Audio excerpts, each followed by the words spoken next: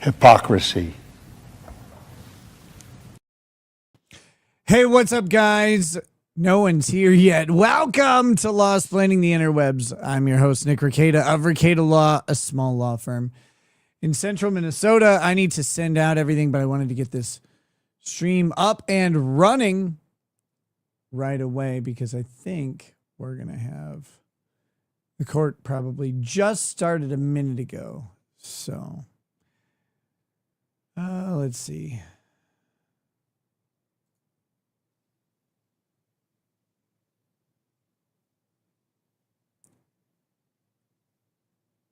Ew. Nothing has actually happened so far. Law and Crime has stupid and Morgan ads, so we're not going to use them. Here we go. Let me bring this up to the court just in case anything happens while we are getting things set up.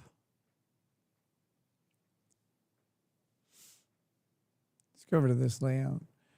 I really should fix the layout to work with the YouTube thing. So here's the problem, guys. Here's the problem.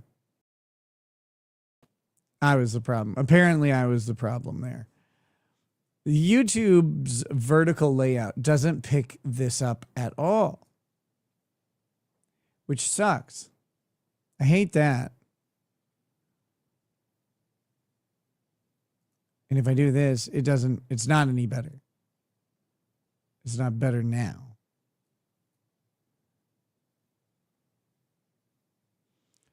Got to figure out a way.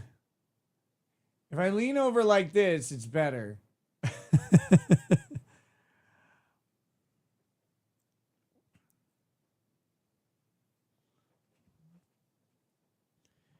I don't know.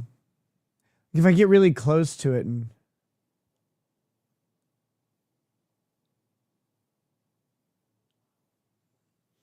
that's in frame.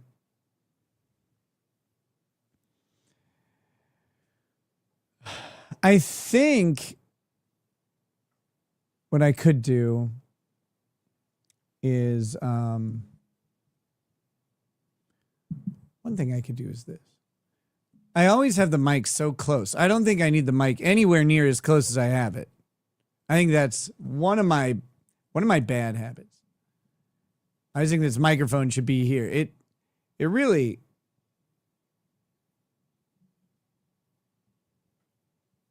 Just go over here. Just get out of my way. Can you guys still hear me okay? I would assume so.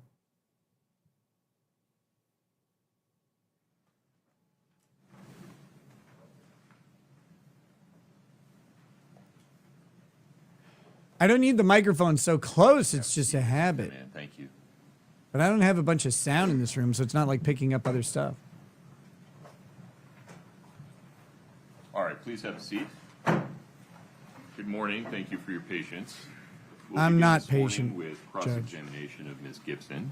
Ms. Gibson, you are still under oath. Yes, sir.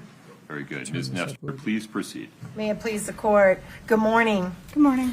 Hi. Ms. Gibson, you and I have met before, but just for purposes of the Thank you, jury, Rosalind. again, Reminds my me name is of my Kathy dad. Nestor, and I do represent Kouri Richins along. Are you serious? You're not going to do this to me today? Ah!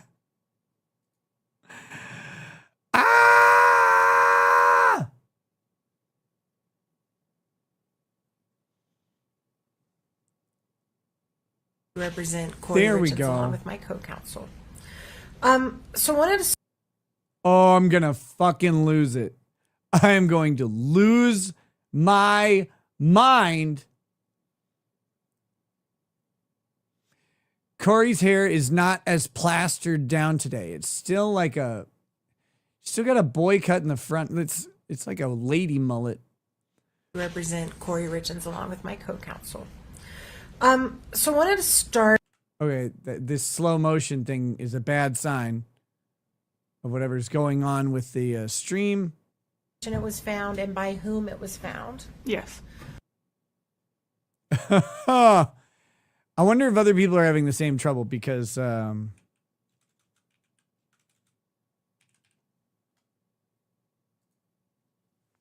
this is just not working.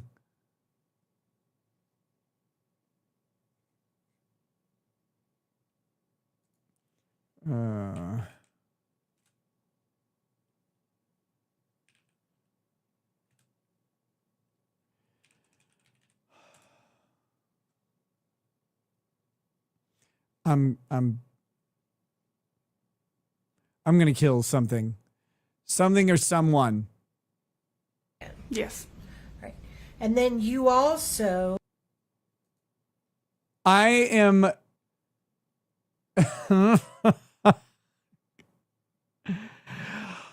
I don't get it. Everything was just fine yesterday. Everything was just fine for the State of the Union. the plan is at trial, you're going to come with a box. And here it is. It's so something is. And to those who are saying, oh, like go back a little while, like I can go back. It's not, there's something else going on here. I think it's a memory leak issue. Just a second. I'll be right back.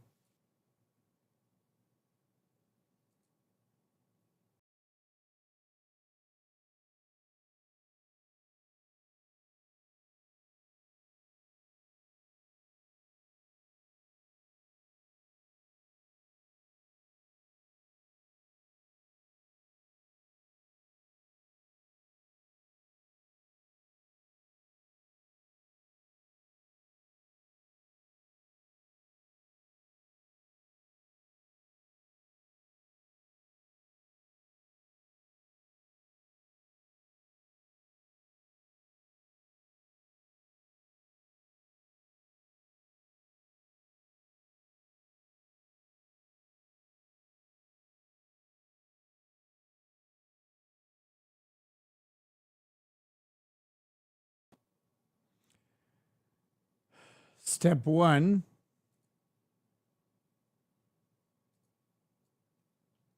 Okay, let me get this. Let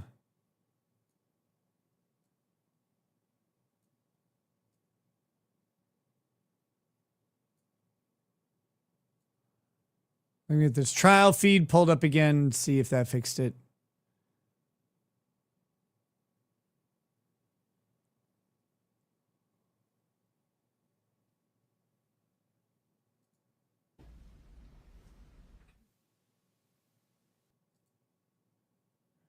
It does not. It does not fix it.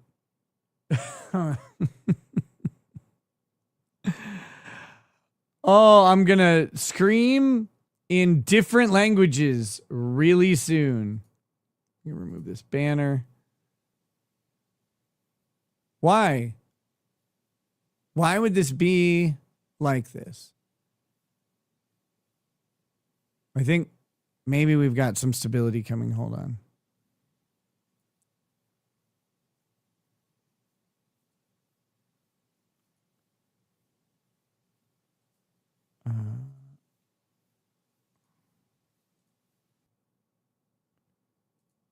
Okay.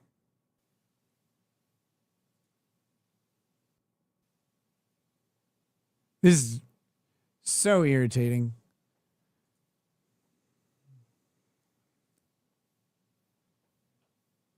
This might have fixed it. We might be okay now. I'm not sure yet. I'm working on getting everything back where it belongs.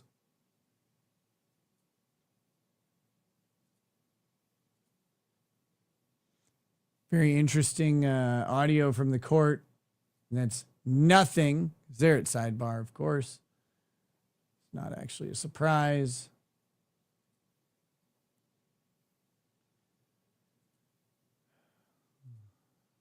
Rumble going.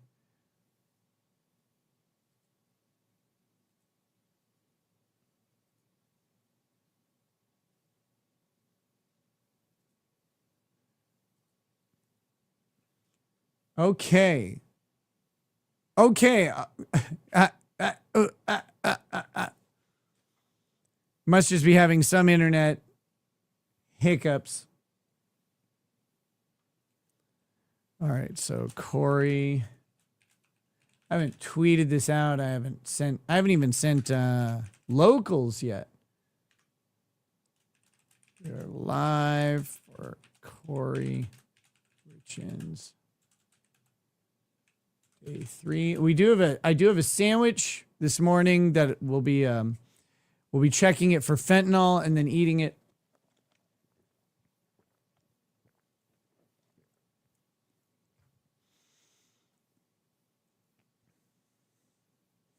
It's a breakfast sandwich. I'm not sure what kind of sandwich Kouri allegedly made. That was the hot fenny. We need the recipe. We need to try the hot fenny. But until then, I will eat other sandwiches.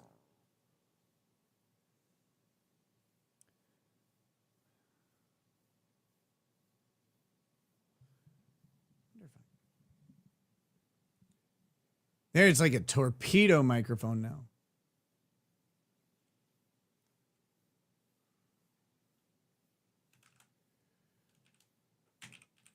Worst wife and worst bartender.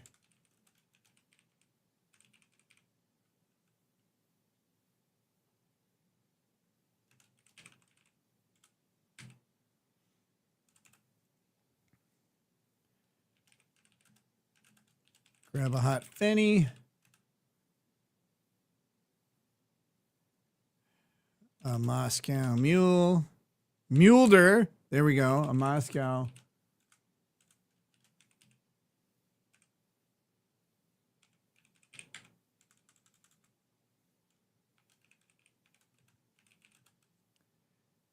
And join me for a day full of trial.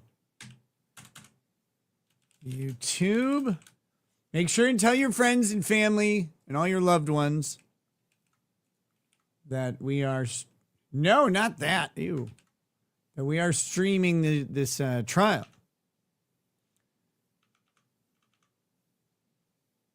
Everybody always tells me that they're like, oh, we love trials and we want you to stream more of them. And yet, outside of like, obviously Johnny Depp and Kyle Rittenhouse, people don't actually seem to show up for them at the rate that they imply that they do. But that's okay. Well, now the microphone's so far away. What are you doing? Why are you over there?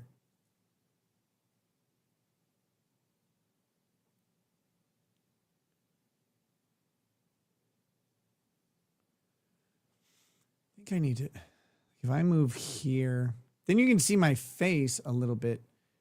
How annoying trying to figure this out. YouTube needs to allow me to adjust where on the frame this is.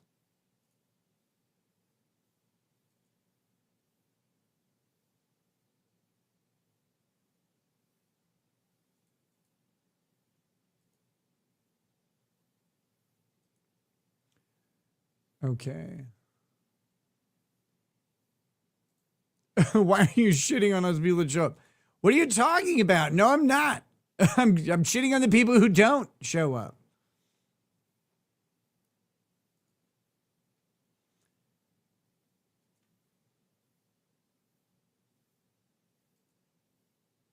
Let's see.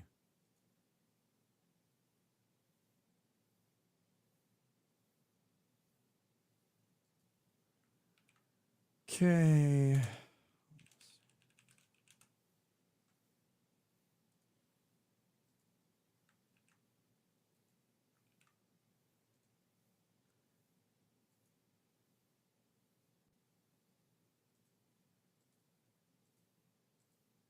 Let's see. I think the problem is I don't always stream trials. Like if I stream them every single day forever, YouTube would promote it as a trial stream more commonly and stuff like that. The only problem is if I streamed a trial every day forever, I would want to kill myself every day forever. Like, oh my, they just get so long sometimes. And most of the time they don't move well.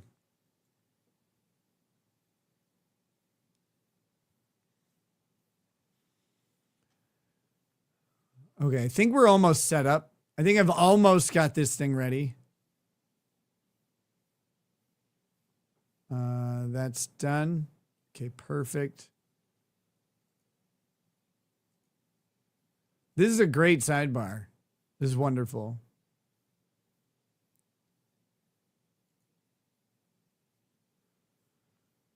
Okay, I think we're all set.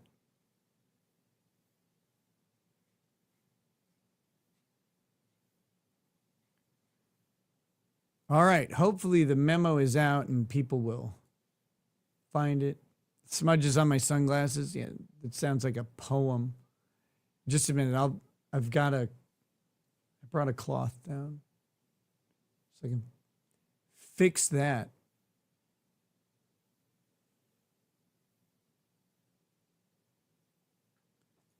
Tuning into this trial for the first time, do you guys think she did it? What do you think, chat? I think yes, obviously. I believe she did it. I think it's clear that she did it. Any other questions about foundation related to Ms. Gibson's receipt or preservation of the 911 call? Do you recall who you received the 911 call from? I don't recall off the top of my head, no. Do you know whether you downloaded it yourself off of a county database? I wouldn't have access to that. That would only be one of the supervisors in dispatch. So one of the dispatch people gave you the thumb drive? I don't know how it got from dispatch to me. It was booked into a locker, I believe. And what is that?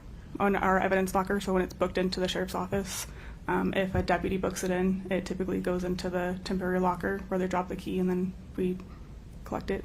Is that what happened in this case? A deputy dropped it off? I believe so. Right. How do you typically, in other cases, gather the 911 called for evidence purposes?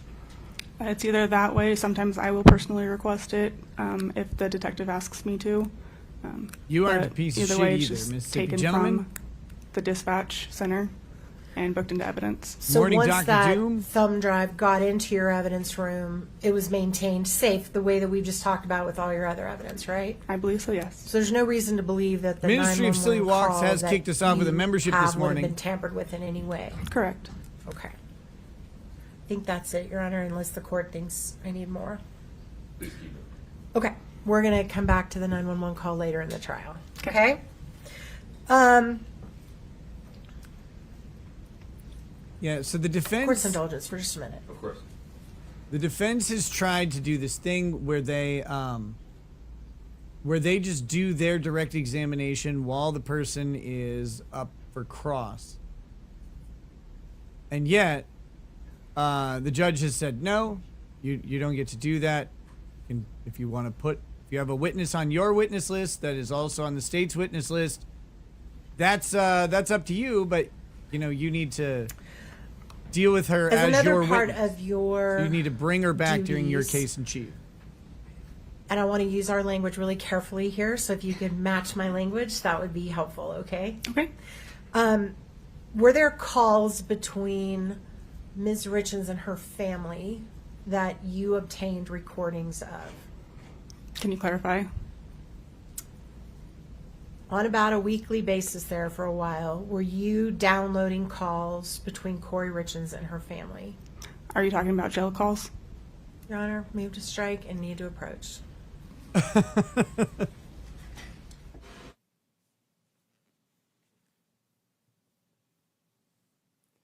So defense wants to play it up as if they're downloading phone calls like directly from her cell phone or whatever. But it's like, are you talking about calls from the jail? Be clear in your questioning. She doesn't want, for whatever reason, doesn't want the jail part mentioned. Although, like, I mean, I think her being in jail during a pending murder trial, isn't that shocking?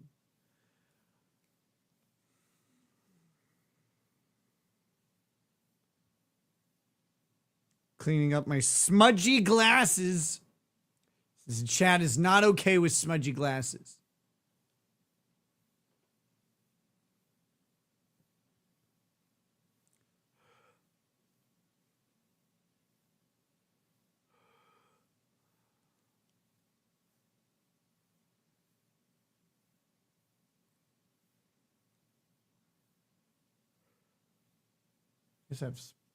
I don't have a spray bottle.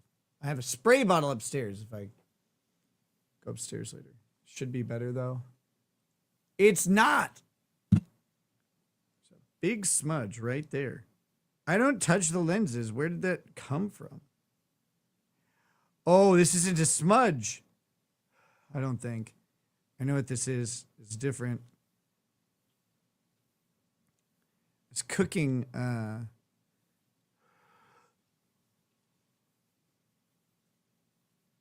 I was cooking yesterday and the grease like popped. Well, it was some rice that went into oil and the grease like popped and it must have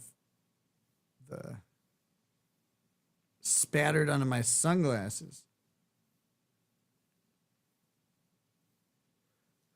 I just figured it was a smudge, but it's not. This is good quality content here. We're just polishing up our sunglasses.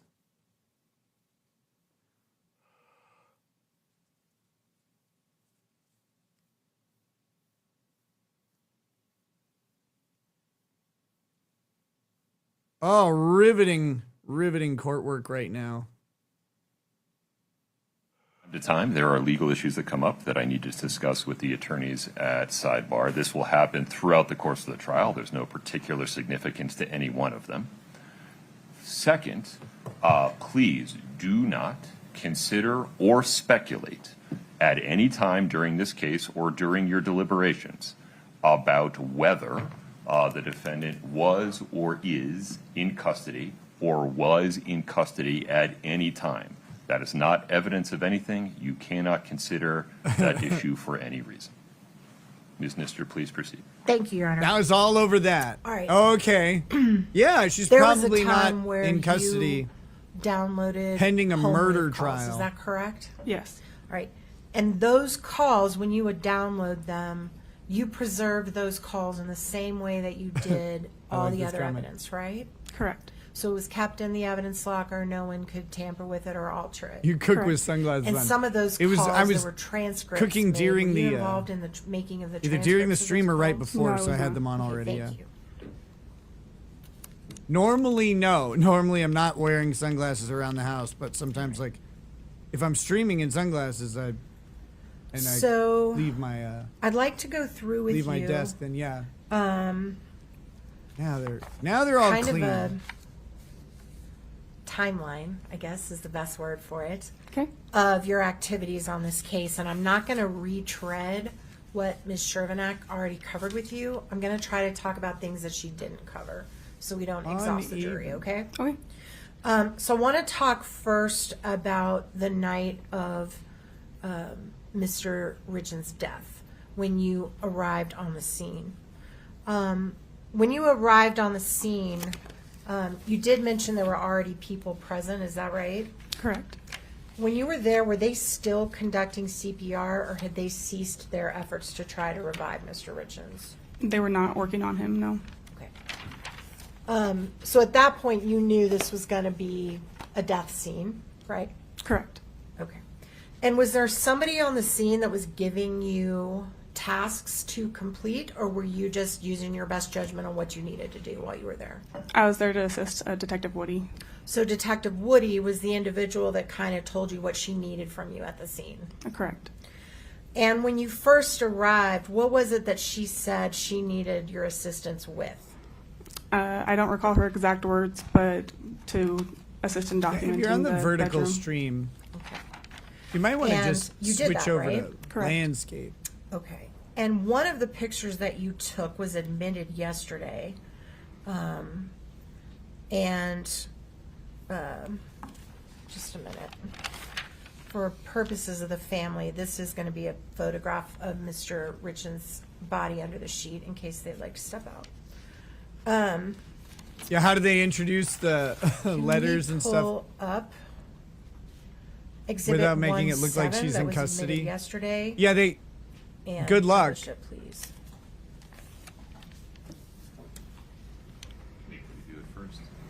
Cindy Lou, who you dropped your cookie in your coffee? Why are you dunking a cookie in coffee? Is that a thing? One moment. There you Okay. And this is a picture that you testified yesterday that you took. Is that right? That morning? Correct. All right. Above the head of Mr. Richins, under the bed, there is a crumpled up sheet. Do you see that? Thank Yes. you, Fletcher boy. And if you look directly above it I like to this the tie. mattress, this is one of those beds. I'm guessing it's one of those adjustable beds that's divided in the middle. Yes. But you can see that there is a sheet on the A discount mattress seat, we that's got Rumble the chat on furthest screen and to everything. the bottom of the picture, and there's not a sheet on the mattress closest to the window. Is that right? Correct. And do you have an understanding of why there was no sheet on that mattress? Yes. What is your understanding of that? My understanding was dispatch had instructed Kouri Richens to do CPR on Eric Richins and was then instructed to try to get him on a flatter surface for CPR. In order to do that, especially with I also have a cookie male, this they're morning. typically larger White chocolate in weight, macadamia and nut so from she Subway. instructed her to pull off the sheet in order to get him off the bed. So, in other words, you can't lift the body because it's literally dead weight, right? Yes. And so the idea is to undo the sheet from the bed and then pull him down to the ground where you could do CPR on a flat surface. Correct. And is that because, I mean, I don't even know if you know, is it not successful to do CPR if you're on a cushy surface because you go up and down, right? Yeah, it's typically a little bit harder on the person. Okay. All right. And is it your understanding that the sheet that's crumpled up under the mattress that has no sheet on it, that's the sheet that he was pulled to the ground on? I believe so. All right. And did you examine that sheet before it was put into evidence? I don't recall how much I examined it, but I looked at it. Do you still have that sheet in evidence? Yes, we do. Right. And is there any blood on that sheet? I believe there was. I will on this- not. I will not do it. So if there was testimony here by EMTs that blood did not start coming out until after the EMTs were there, is it fair to assume that the sheet was under Mr. Richins when the EMTs were working on him? Can you rephrase like the sheet Objection under- calls for Let me ask it speculation. this way. Why did you feel that that was an important piece of evidence to gather and keep? because it was where he died on. That's what I needed. Thank you. As it was where he died on. Oh, thanks. All right. You can take that down, Katie. Thank you. You also, I believe, said that you photographed other areas of the bedroom, right? Yes. And one of the photographs that you took, I believe, was the photograph of the nightstand, which was exhibit 1-9. Can we please publish I'm that? drinking to the jury? Dr. Exhibit Pepper. 1-9. It was admitted yesterday, Your Honor. You are allowed to judge me for that. Oh, thank you. I gotta get a screen on this thing. Okay, and that's the picture that you took as well, right? Correct.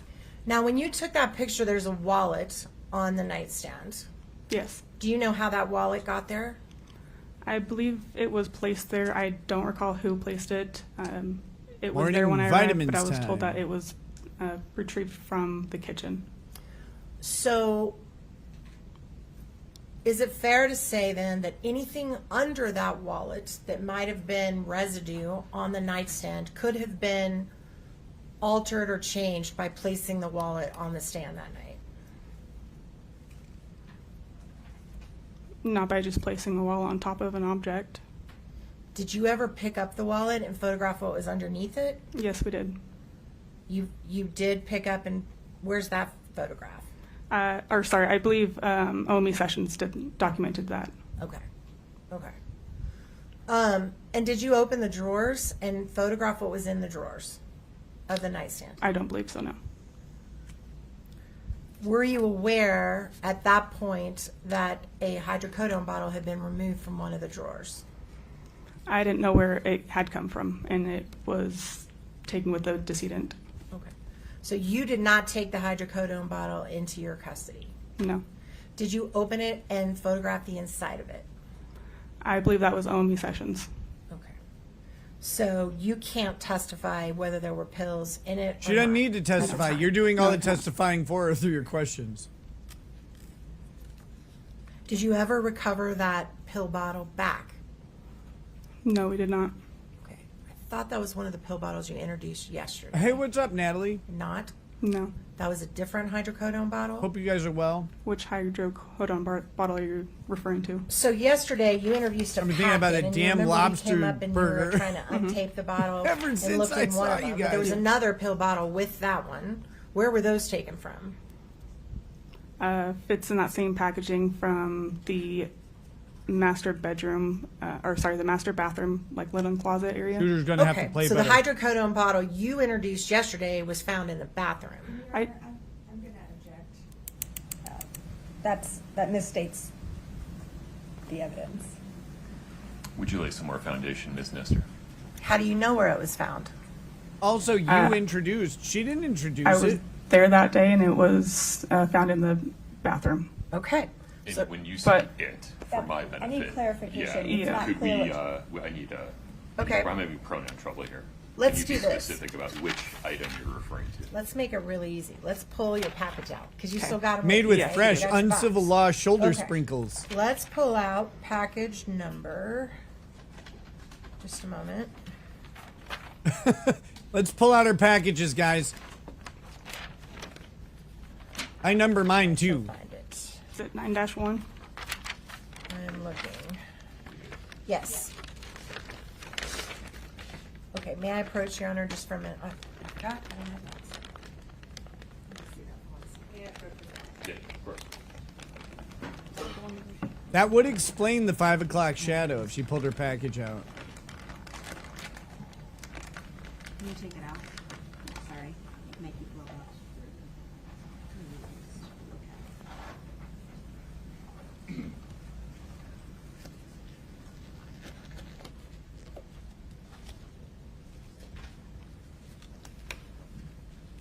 Hey Nick, what's with the new look? Who are you trying to channel? Why hide your eyes?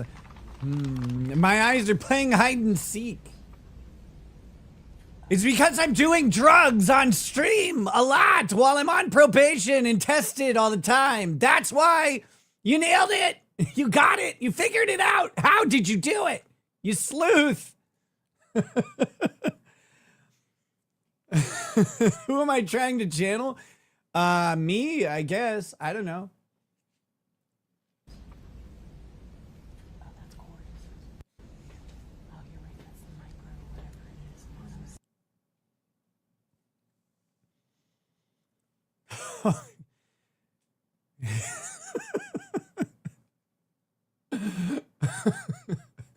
Miss Sparkles has become a YouTube member.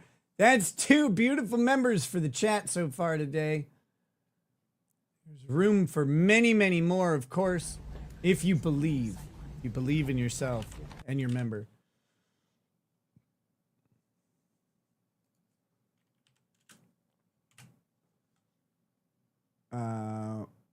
We have 0 cock and bull mentions so far today. We'll figure that out as we go. I had the banner all wrong. I'm sorry.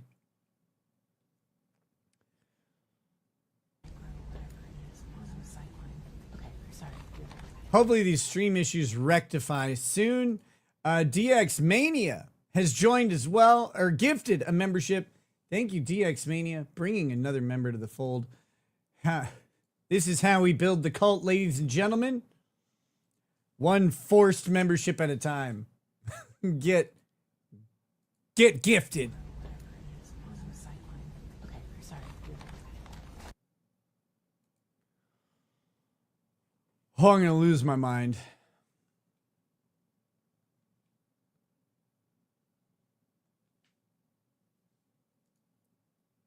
Cindy Lou Hoot says, I have believed for a while. No kidding. 28 months.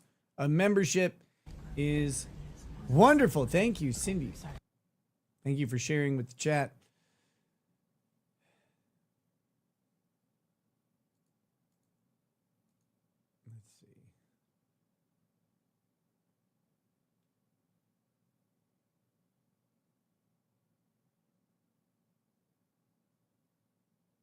Let's see. This is lovely. Okay, sorry. Okay, sorry. Are you sorry? Good God. It's just looping.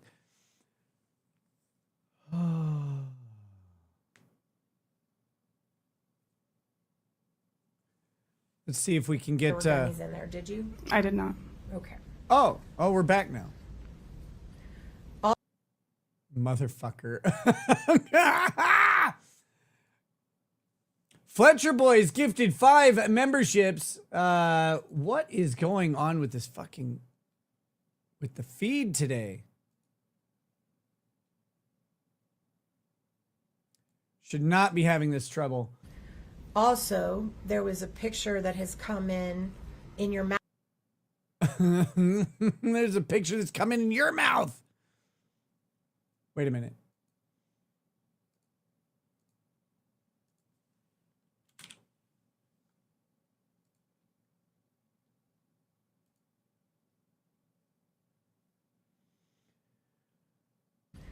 Also, there was a picture that has come in your matter.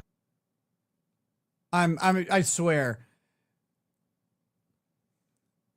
I'll be right back again. Just a second. I'm gonna shut down all these fucking windows. Report where there was a little dot above the refrigerator where you said that some gummies in a clear plastic bag were found, right? Correct.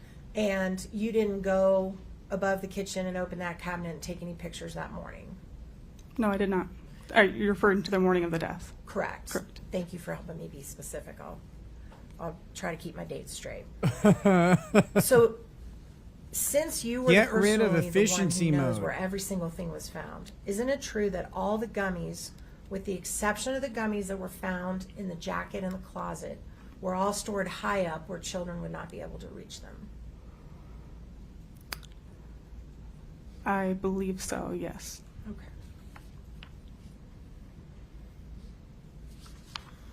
All right. Just 1 second. I think we're going to move to another day. See if this works. Oh, you mentioned when you Oh, were yeah. describing paraphernalia that you did not see any paraphernalia that day. Is that right? The day of the death? Yes. Correct. Thank you. I'm sorry. What? I'm going to get better. I'm gonna get better at asking questions. I'm new at this. What paraphernalia? It's fentanyl. You just take it like a pill. It is a pill. It's in a pill.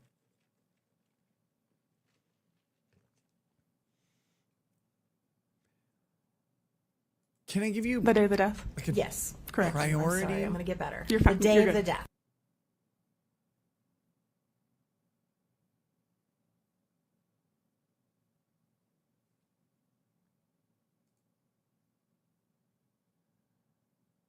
This is great. I love that. I love that it's Correct. doing this. And you mentioned paraphernalia is This is insane. Hold on.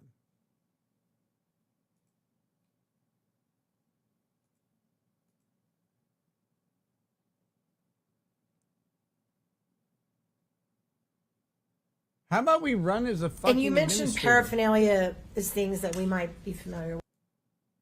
Oh my God. Now to the next. I swear I'm gonna fucking kill something. Give me a minute to figure this out. I might have to. I really don't want to do the. Now to I really don't want to reboot my computer. the next. I really don't want to do that.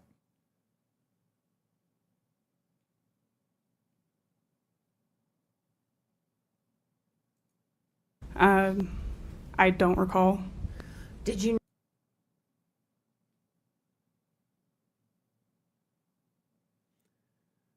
I do have the court TV chat closed. notice there was liquor bottles in the cabinet in the kitchen downstairs? I believe there were some. I'm not sure about how many, though. Did you ever photograph any of those? If I did, it would have been in my overall photographs.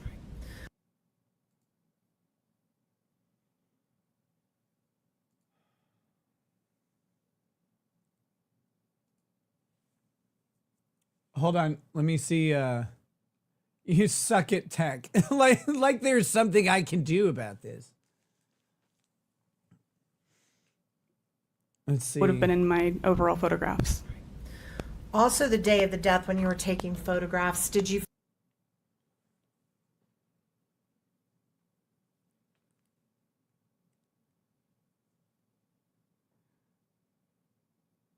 Let me see if I can get this.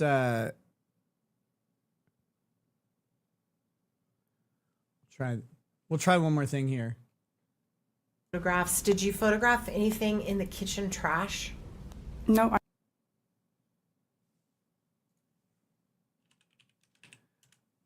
I'm going to try running the video through my phone and pulling that in.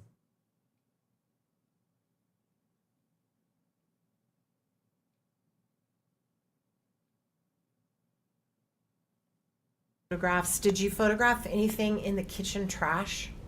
no, Just my internet connection.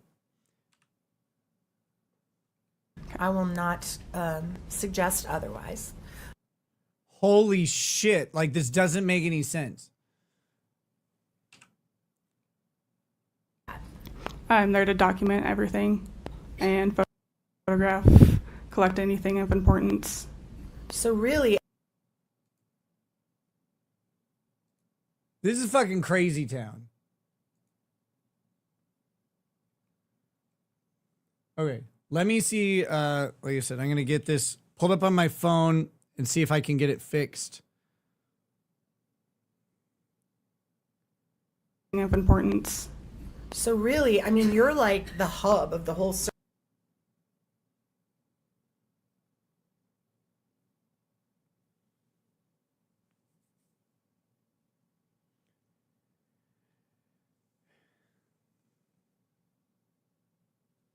Yeah, it's the browser, not the internet. I agree with you. Of importance. So really, I mean, you're like the hub of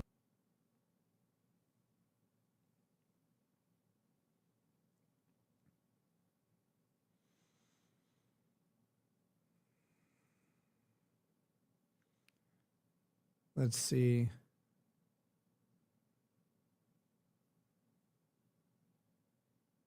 Of importance. So really, I mean, you're like the hub of the whole search. Here we go, just a second.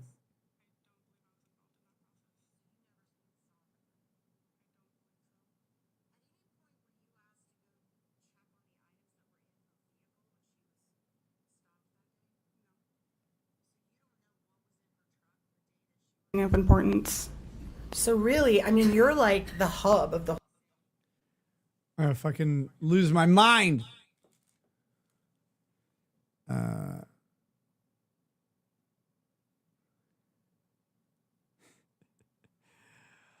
Okay, I will be right back.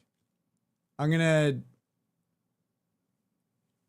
do whole this. search, right? Like everything's coming to you that they find in that house. Correct. All right. So I know you're not a sworn officer, maybe you don't carry a gun, but you sure are important to the search process. Right? Correct. Okay. So knowing that and knowing your role, you would never tip someone off that you were coming to search through all their personal belongings, would you? No. And is there any reason that you all believed that Ms. Richins knew in advance you guys were coming to her house? Objection, calls for speculation. Well, let's find out if she has any knowledge, Right. and then we'll know whether or not it's speculation. I would just ask like a more precise question. I think and I'm not picking on Ms. Nestor, but I think it was you all, and I think we just need a little more. Can we just limit the Detail. question to Yes. Ms. Gibson? It's a Southern thing. Yeah. Y'all is just in my Okay. I'm my not blood. picking on her. I just wanted to be clear. I'll try not to Would say you y'all. restate the question and limit it to this witness? I am guess it's happy working to. now? I will try to keep y'all out of my vocab, but it's hard. It's deep in there. Did you have any reason to know that Ms. Richins either suspected there was a search coming or knew there was a search coming? Not that I'm aware of. Okay. So what Like, steps I did opened you, Task not Manager y'all, and what step threatened it did you take verbally. to prepare to go to that house that And morning that fixed it. on the 13th? I just made sure I had enough equipment to bring to the home, whether it be packaging, tape, property seizure forms. Whoa! stuff Stop like hitting that. those Was there a plosives. debriefing prior where all the officers and you talked about how you were going to approach the home, how you were going to approach Ms. Richins, what We'll the catch plan up on was a once break. you got there? We're a minute or two I behind. believe there was a briefing beforehand, yes. Did you attend that briefing? I don't recall, but I believe I was in there for part of it. Okay.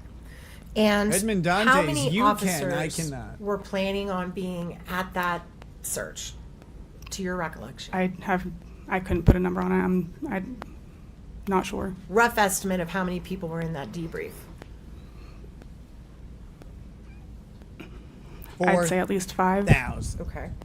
And when you all got to the scene, did you drive your own vehicle? At least No, 5. I drove a 4,000, same thing. evidence van. And how many police cars do you remember being at the scene that morning or throughout that day? Yeah, if you're a large lady, don't wear a pink suit. I don't recall. I'd say at least a couple. When you arrived on the scene, was Ms. Richins in the home? I don't believe so, no. Did she at some point return to the home, or were you not even involved in that process? I don't believe I was involved in that process. So you never even saw her that day? I don't believe so.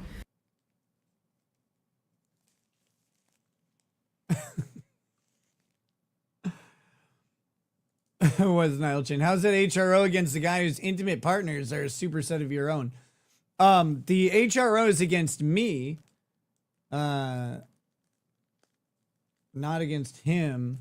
So At any point were you asked to go check on the items that were There it is again. It's the same thing. I'm gonna try. Hold on. I'll be right back. I gotta completely kill the in chrome. her vehicle when she was stopped that day? no. So Every you time don't I know threaten to kill the Chrome task, it fixes it. I'm gonna kill the Chrome task entirely and see if that works.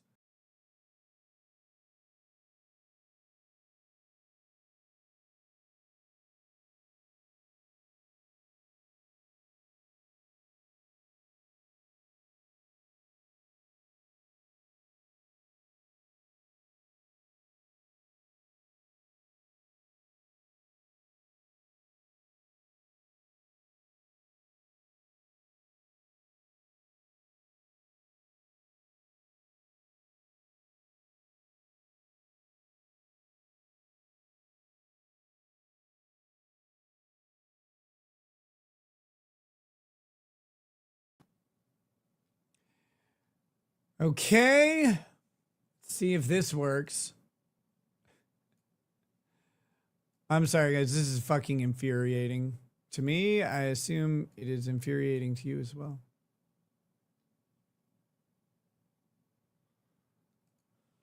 Let's see.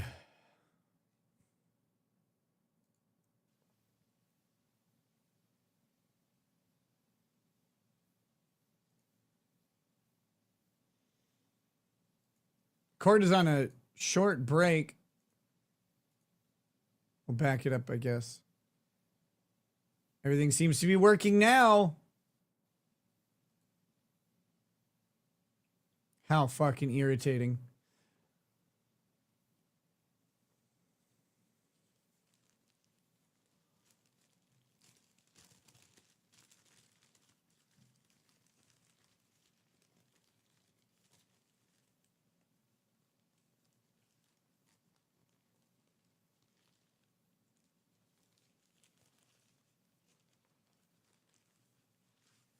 Okay, I have my breakfast sandwich. It is a steak, egg, and cheese sandwich from Subway. I don't think there's any fentanyl in it, so it's got kind of a egg gives a weird profile. Here we go. We can do some analysis maybe. Egg makes it look like there's a bunch of like semen in there, but it's actually egg white. There's some cheese as well, which kind of adds to that same thing. We got lettuce and spinach, although they went light on the lettuce. They always do. Lettuce and spinach and cucumber and pickles.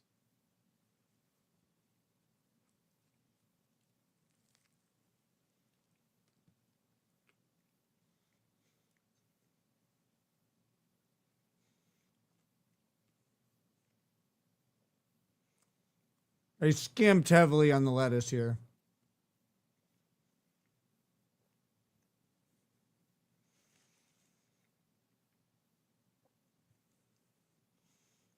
It's really lacking the distinctive crunch texture I was going for.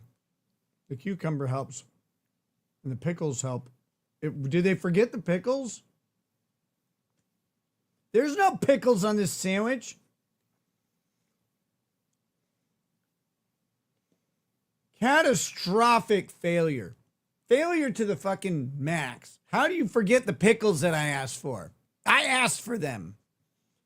This is what you get when you go through the drive-through Subway. You don't get to watch them make it. Be like, hey, you forgot the pickles.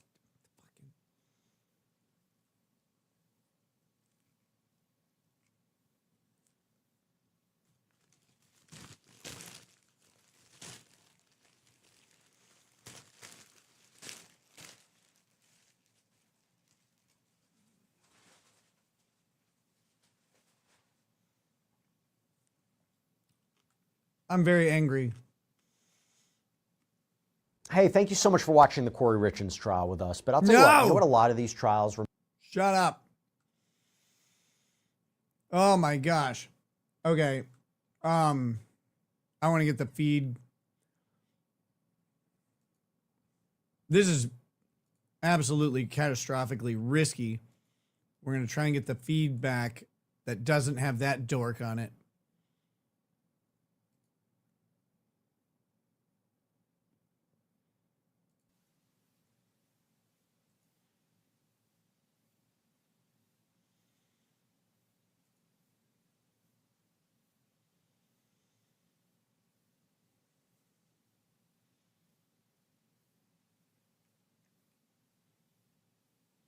Who wants pickles on a breakfast sandwich? I do.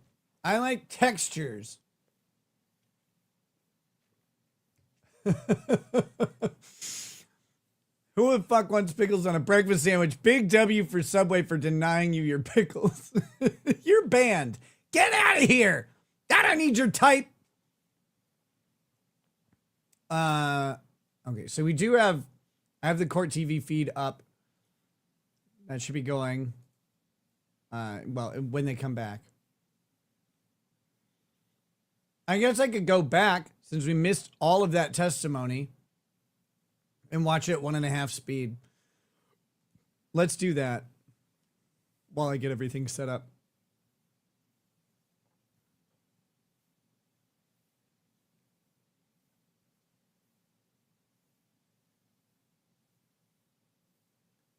No, this one. That outfit woke up today and chose violence. Can you take it out? Sorry. Make you blow up. Good Lord, that's an offensive lineman right there.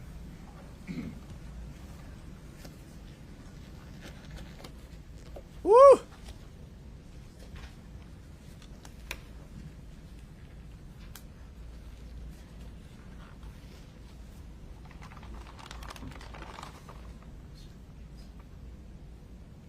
that's Kouri's. Oh, you're right. That's the micro, whatever it is. You like textures, sound like an Asian talking about food, well, that and spices. Well, I really like Asian style cooking. Okay. So that was my bad. I got the bottles mixed up. So the bottle you just looked at was something called monocycline or something like that, right? Yeah, And that was a prescription for Ms. Richins. correct. Okay. So those were found in the bathroom. Yes, And that includes the quetiapine? Correct. Thank you. Yeah. Okay, and those were found in the bathroom. Correct. And where was the quetiapine Do you know how many bottle Mary found? Kay reps had to die It for was that in jacket? one of the baskets that was in that linen closet in the master bathroom. Okay. So what happened to the hydrocodone bottle that was sent with the body of the decedent? It's under the medical Doesn't need to examiner's be a office dig-it-all. protocol to keep that You look like cocaine until they're incarnate. done. So Nailed you don't it. have that bottle. I do not. That's the So all look. we have is a picture of that bottle. He's Correct. got the look. So it has never been taken for She testing by doesn't. you. Although this is her best outfit Correct. so far. So if there was fentanyl ruffled residue in chest that thing is empty pill weird. bottle from 2016, we won't know it because you never took it to be tested, right? I was never given the bottle, no. Okay. You never took it to be tested. While you were there I was that never day, given the bottle. You also did not take any photos of the kitchen, is that right? I have Lady Correct. Ragus bring me pickles. And you did not take any photos of the kitchen sink Correct. or what was in it? Correct. And you did not take into your custody any Oh, items did Andrew that were in Wilson the on kitchen screen? sink, is that right? Correct. And you also did not take any pictures of the closet. Correct. And later, we've had pictures be introduced. When you did your Matterport walkthrough, we saw an image of a green jacket where the gummies were kind of sticking out of a pocket. That green jacket, you can't say whether that was there the day that you were there or not. I cannot. And just to clarify, I did take, I think, 2 photos of the closet, just not that side of the closet. Okay. So you took photos of, and I'm using this from my Would you be able to list experience, all the that evidence my house, presented there's a thus woman's far side of tending the to prove closet, her which is guilt? much bigger, and a very small man's side of the closet. Is Not that a the way it lot was set up in Ms. so Richins' far. house? I mean, I don't recall. Okay. 20,000 nanograms per milliliter of fentanyl in his stomach from the autopsy. And you also did not go inside the cabinet over the toilet when you were That taking at least pictures points of to the a bed, the possible bathroom, and cause open the of cabinet death. and see if there were gummies in there. Did you? I did not. Okay. But he might have taken that on his own. Also, there was a picture that has come in your Matterport. I don't like the. where there was a little dot I don't above like the the wife's refrigerator where you behavior said that on the night of gummies the in a death. clear I think it's plastic, but that trauma bag behavior were is always found, right. Correct. unpredictable. I just And don't like you it. didn't go doesn't sit above well the with me. kitchen and open that cabinet and take any But pictures that might be my morning. preconceived bias that No, I she's did not. guilty. You're referring to the morning of the death. Correct. Correct. Thank you for helping me be specific. I'll try to keep my dates straight. So, since you were the person It's a little more yellow who road, knows Mama. where every single thing was found, isn't it true that all the gummies, with the exception of the gummies that were found in the jacket and the Chris closet, Brookhammer. were all stored high up where children would not be able to reach I agree. them? I blame Megan Fox. I believe so, yes. Okay.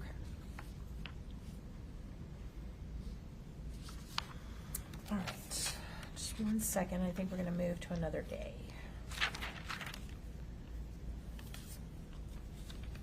Oh, you mentioned when you were describing paraphernalia that you did not see any paraphernalia that day. Is that right?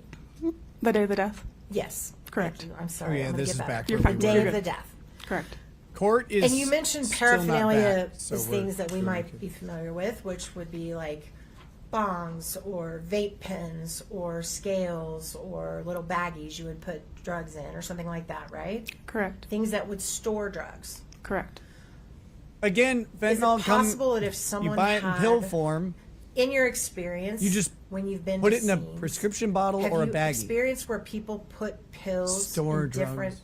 bottles than what the bottle actually says they are when they're illicit drugs? Are you talking about like prescription bottles? Objection calls for So speculation. if you saw an empty prescription bottle near the body that had expired 6 years before, could that possibly be paraphernalia? If it was used to store illicit drugs? If it was used to store illicit drugs, it could be considered. Okay, thank you. You also that Who are you talking day to, of the Road death. You miss seeing you me? did I'm not right go here. upstairs at all, correct? Correct. You also did not go downstairs. Correct.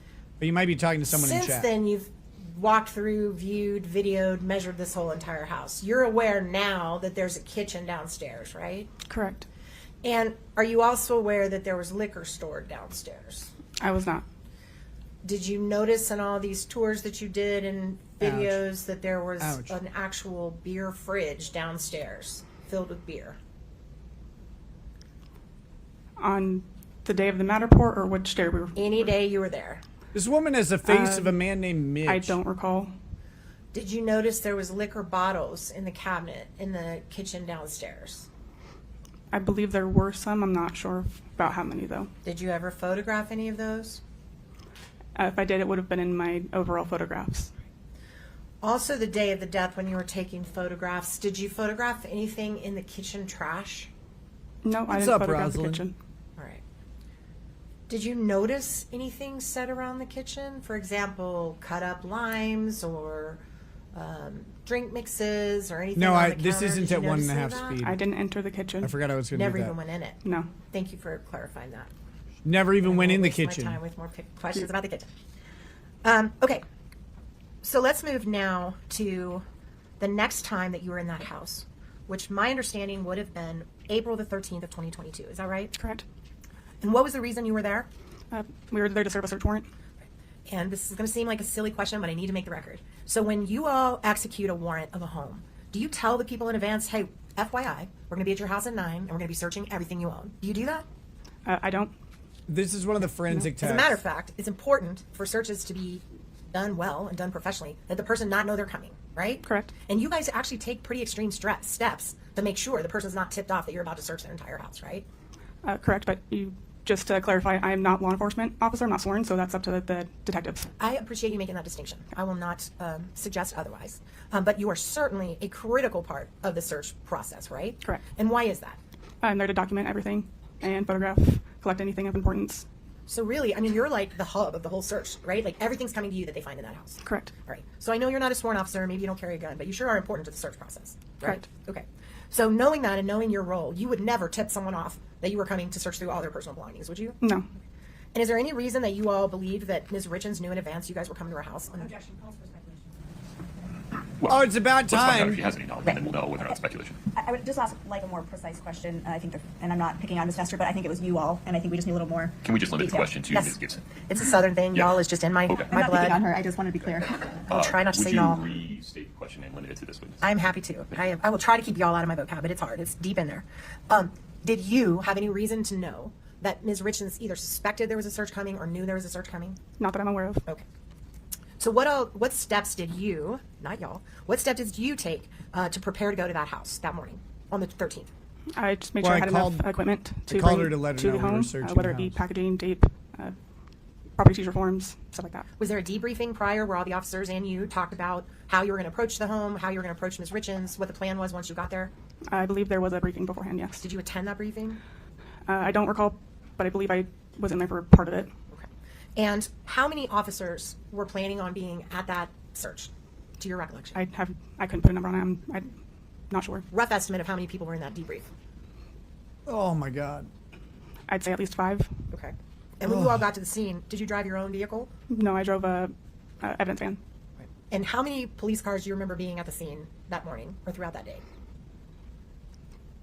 I don't recall. I'd say at least a couple. When you arrived on the scene, was Ms. Richins in the home? I don't believe so, no. Did she at some point return to the home, or were you not even involved in that process? I don't believe I was involved Good in that morning, process. Nana So you never Bear. even saw her that day. I don't believe so. At any point were you asked to go check on the items that were in her vehicle when she was stopped that day? No. So you don't know what was in her truck the day that she was pulled over? No. And no one ever asked you to like say, hey, these items were in the truck where she was removed from during our search? I don't believe so. And just to clarify, you're referring to the April 13th. Yes, all these questions are the 13th. Oh, look at October that questions. neck. Every time So she no one asked you sinks to into inventory it, any of the drives items me in her personal crazy. vehicle. No. Did the search warrant cover the vehicles in the house? I believe Oh, I gotta get this. there were super 2 tip. vehicles inside the garages that were included. I'm unaware. I wasn't part of that part of the search during her stop, so I'm unaware. Okay. Do you remember the weather that day? It was winter. It was cold. It was really cold, right? Yeah. Snow on the ground. Remember when we used to have snow in Park City? Yeah. Yes. Okay. Oh, you have a shortage? You can have some How of long were you in the mine. house that day? The 13th. Believe we were there for about a half day. We were there for several hours. Was there also a member there at the home on that day from the U.S. Postal Service that you can recall? Yes. What's his name? Believe it's Smoot. Right, Agent Smoot. Why was Agent Smoot there? What was your understanding of his role at the search? My understanding was pursuant to the search warrant, they were looking for anything that could have been mailed to the house that would have contained drugs or paraphernalia. Right. And Mr. Smoot works for the Postal Service, so he would be looking for things that were mailed, right? Correct. Like illegal drugs. Yes. Okay. And to your knowledge, did he ever give you any that day to check into evidence, anything that was an illegal drug or a postage that looked like it was connected to illegal drugs? Not that I recall. All right. Was it your understanding? You okay? I just need some napkins. Sorry. Oh. Why do you need some napkins? Nestor, I have a scheduling conflict at 9:30. Is this an appropriate place to Sure. pause? Sure is. Ladies and gentlemen, this is no fault of the attorneys. I have an unavoidable scheduling conflict from 9:30 to 10:30. We didn't want to lose all of that time this morning. We have gotten as much done as we could. We're going to take a recess.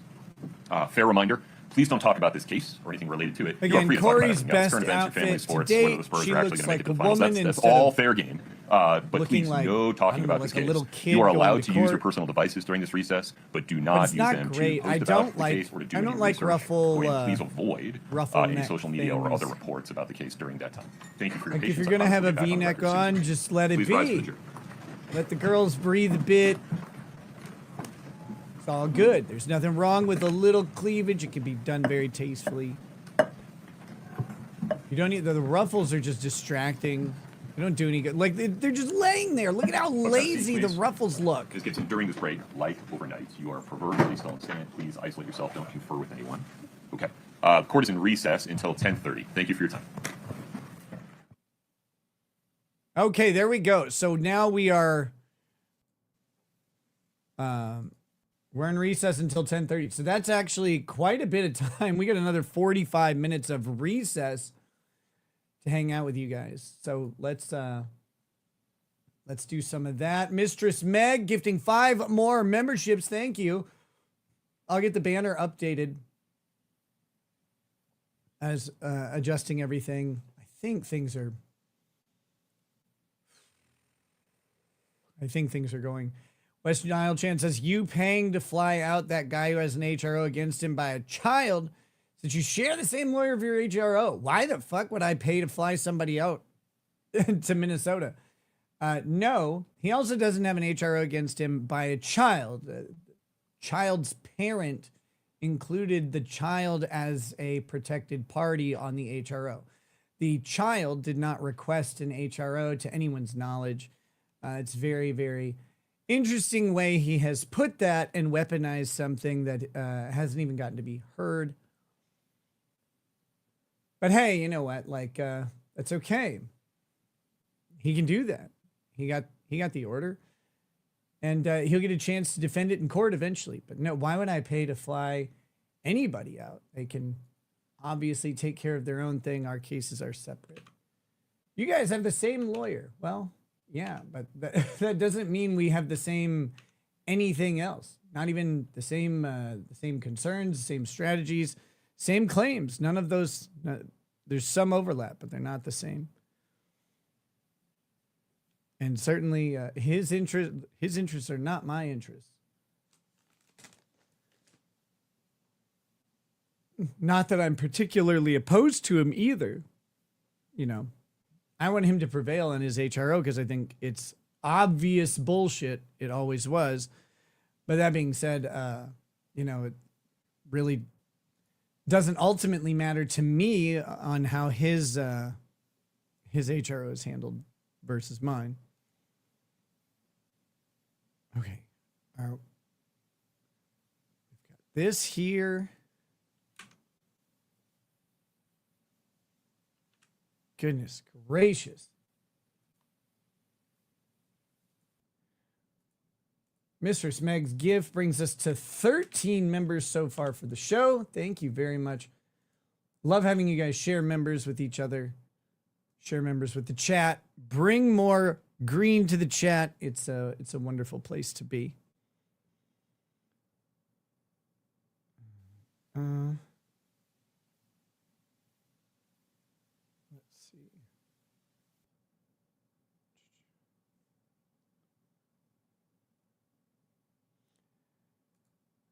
So will you bail out of this trial?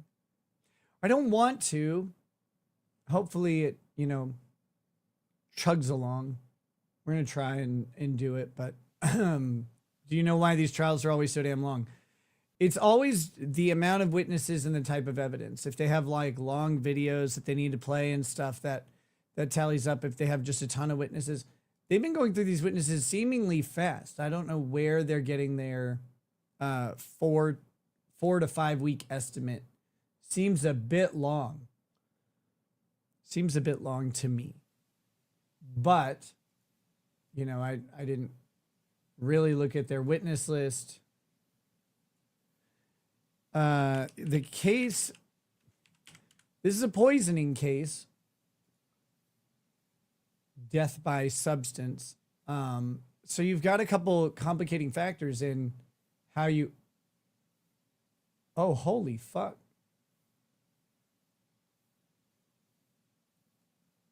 Okay, guys. Well, holy shit. Let's go ahead and do this real quick. This is wild super tip. Sorry, Bentagel, I got distracted. This is from Tramp Life for $1,000. I went on a date with someone I met online dating. It went worse than a date with Karen Reed. I got drugged and now have a fractured skull, 2 fractured wrists, and didn't even make it to first base. WTF. Holy shit. Big thank you for that super tip. Oh my God. We're going to play that again though. Cause like I'm still sitting here like in calm, like I'm keeping it cool, but I'm like really, really excited and thankful for that super tip. Thank you so much. Like that's fucking crazy town. But I got to get back to the substance of that. I went on a date with someone I met online dating. It went worse than a date with Karen Reed. I got drugged and now have a fractured skull, 2 fractured wrists, and didn't even make it to first base. Holy WTF. shit. What happened? You got drugged and didn't make it to first base? I think you get to at least third base when you're drugged. I thought that's how that went. Thank you again to Tramp Life. The fucking insane super chat. Really appreciate it. Man, Day Wacky Bitch from Virginia looked like the trans version of Winger's bass player fucked the Crypt Keeper. Truth. Yeah, the Virginia governor was kind of horrifying.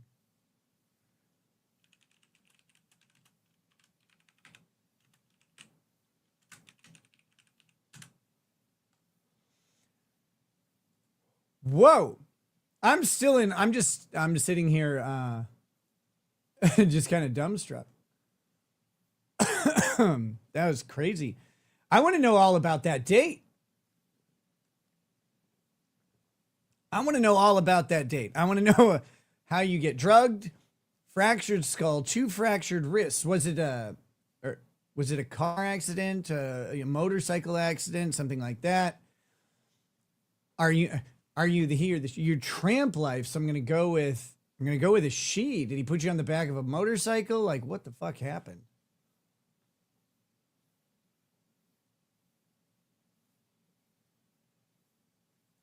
You're supposed to use that money for Starlink.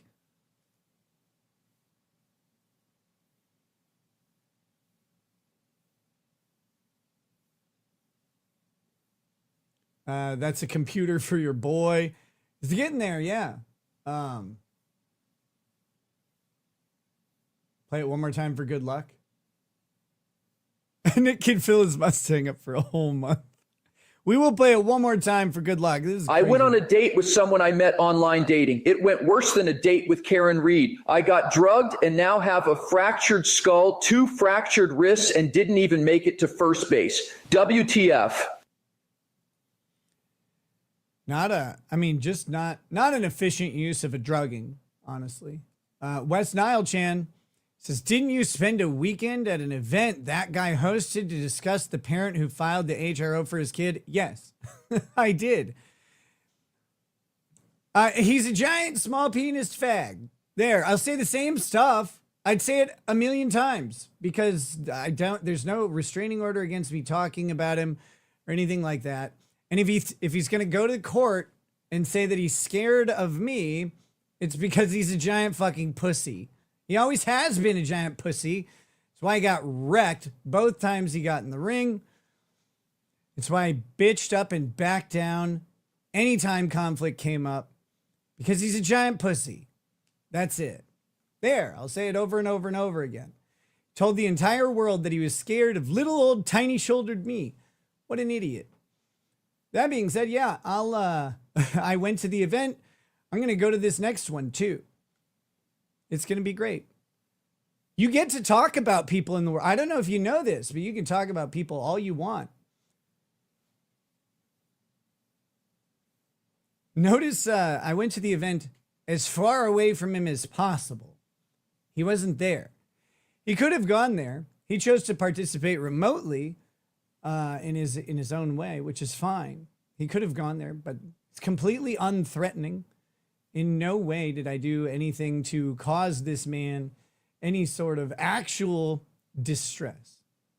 He said a billion times on his show, oh yeah, everybody, it's just radio, man. You can just talk about people, and you gotta have a thick skin. You gotta be able to handle it. But he couldn't. He couldn't handle it. So he ran to the court like a baby. Didn't he say he was too poor for counsel? I don't know. I don't know if you know this, but Melton tells a lot of jokes. He's not always serious.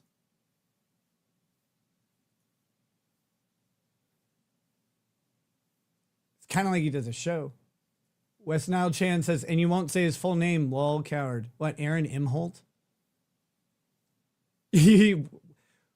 What is it you want out of this? Like, I get it. You're trying to get, like, I don't know, clips or whatever. Go for it. I don't care. I would say this all in court, too. I would call him a pussy in court because he's a pussy. I probably will, but we'll see. We'll never get to find out if they don't actually just, have the hearing. I'm not in charge of any of that.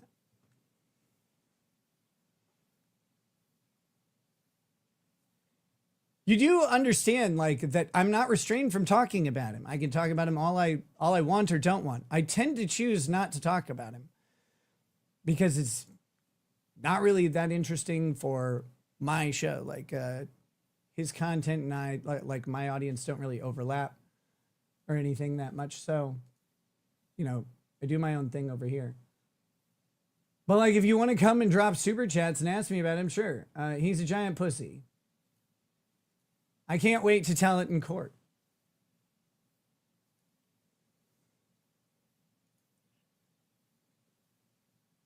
Let's see. Kiwi Farm's still crushing on you, Nick. Talk about winning. I think I have the biggest threat on that stupid website.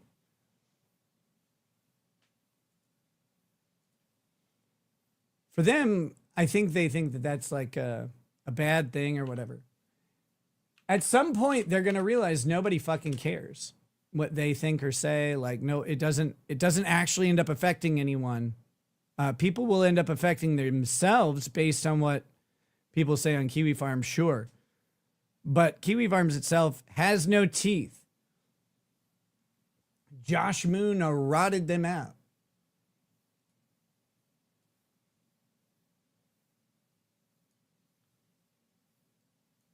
Let's see, getting my Windows reset up since I had to close out all of Chrome.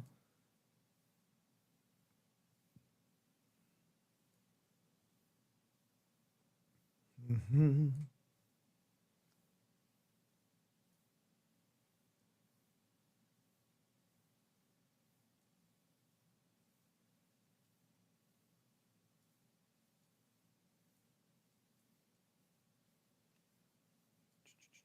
Okay.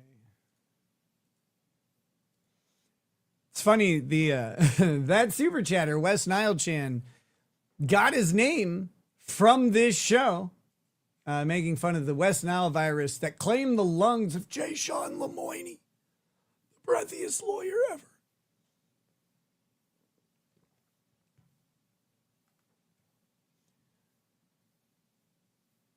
But you can hold on to that all you want, West Nile Chan. I give you permission to use the joke that I made as your namesake. Just remind the entire world that you came from this show. It's all good to me, friend. And I don't actually mind you bringing any of this up. I still like you. It's such a silly thing. It's such a silly thing to have to wait for court to get something you're by statute entitled to within 20 days of requesting it. It's been, I don't know, 9 months now, something like that. We'll see. Justice moves at the speed of, I can't even think of it. I can't even think of it. Let's see. Here we go.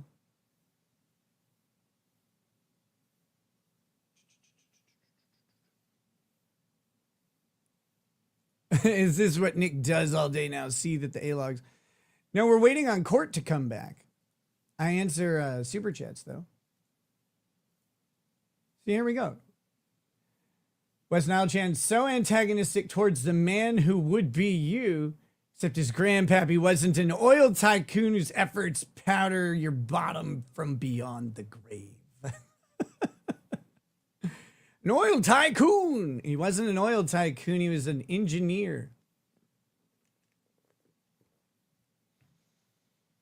Get your facts right, girl. Netflutter says 9 months. Those babies in Aaron's belly are going to hatch any day. Gross.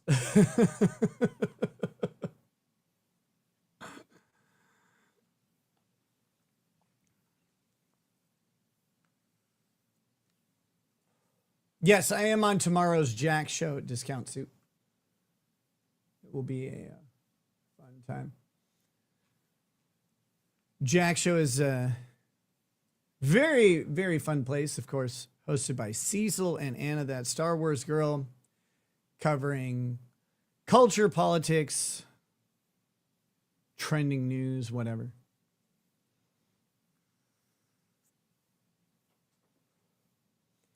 Did I watch the State of the Union? Yes, I streamed it. I was here. You could have watched it with me.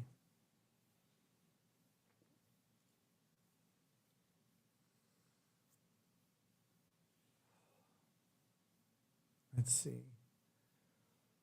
Thank you, Nana Bear. Much appreciated. I like this tie. I was trying to find a shirt to wear it with. Decided to go dark.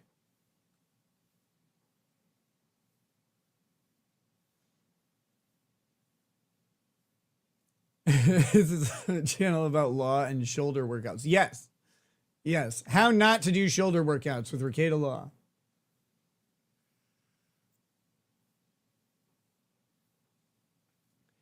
The last minutes of that stream you did last night were straight fire. Yes, not gay fire, which is very important. Thank you. Thank you. Actually, I believe I'm going to have a video clip of that uploaded. I got to really soon here. What do we got? What do we got? What do we got? Where is it? I need to here. Permissions. Here we go. All right, let me just get my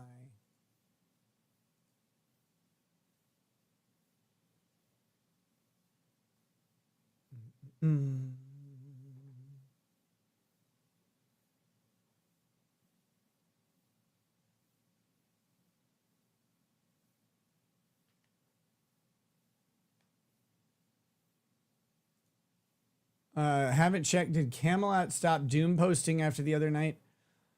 I mean, I think so. I think he just, he took some directional changes and, hold on, I'm looking. I think he took some directional changes and, is implementing them. I don't really know exactly what they are, but I did talk to him because I was a little worried he wouldn't want to do like a show ever again. I got all sad, but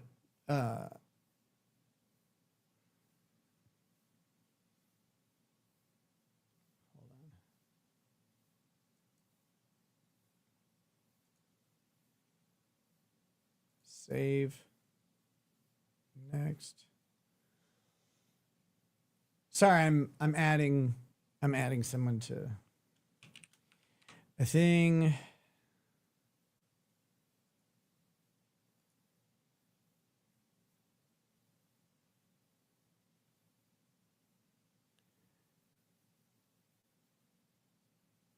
Okay, I think we're there. I had to add someone so they can upload that video.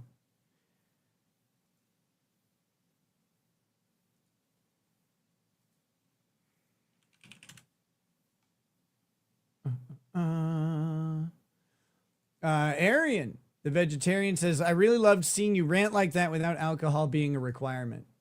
Yeah, I just have to care. That's the main thing, is I just have to give a shit about something. That's been one of the hardest things about coming back, is that, you know, when your life completely crumbles, you care about that. You care about that. You stop paying attention to things like news and politics. I just stopped, I stopped paying attention to those, generally speaking, for so long. It's hard to get back to that. So that's been, something that I've been trying to make sure and do is get back into those things, care about those things again, and then consequently follow them. Like you don't follow things you don't care about. But never stop paying attention to Taco Bell. Well, you can't trust Taco Bell. Mississippi gentleman, hey, Snick, would you rather have a YouTube membership or a local subscription? It depends on where you want to participate. I'm either one of them is fine by me. I try to make all the content between YouTube and locals members consistent. So both parties should have access to that. If you, locals has its own unique chat with pictures and all that shit.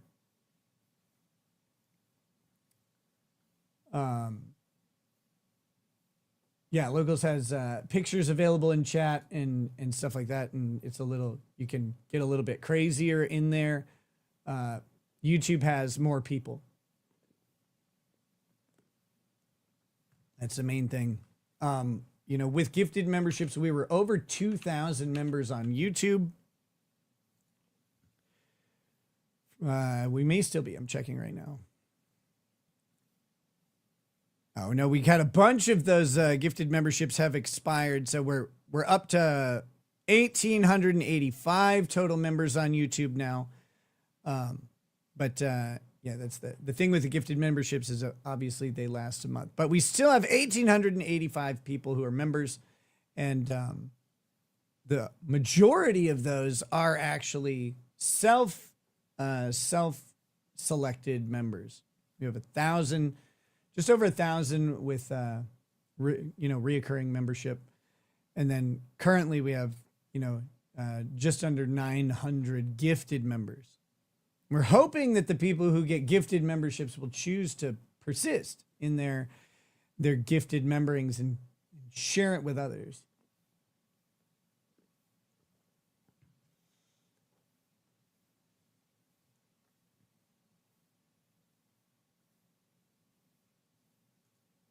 Is locals just Panzer Kumi and still life spurting into the void? Sometimes it is. It depends on the show.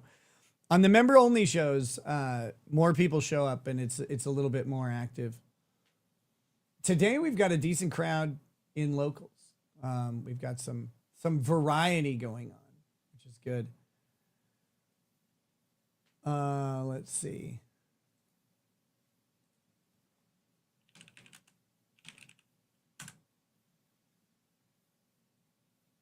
let's see.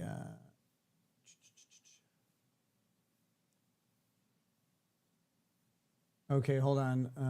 What substance? So there's a question. What substance can be used one time to have the effects of ecstasy without it ruining the beauty of sex without it? Okay, that's a really complicated question. That's a really it's a really complicated question.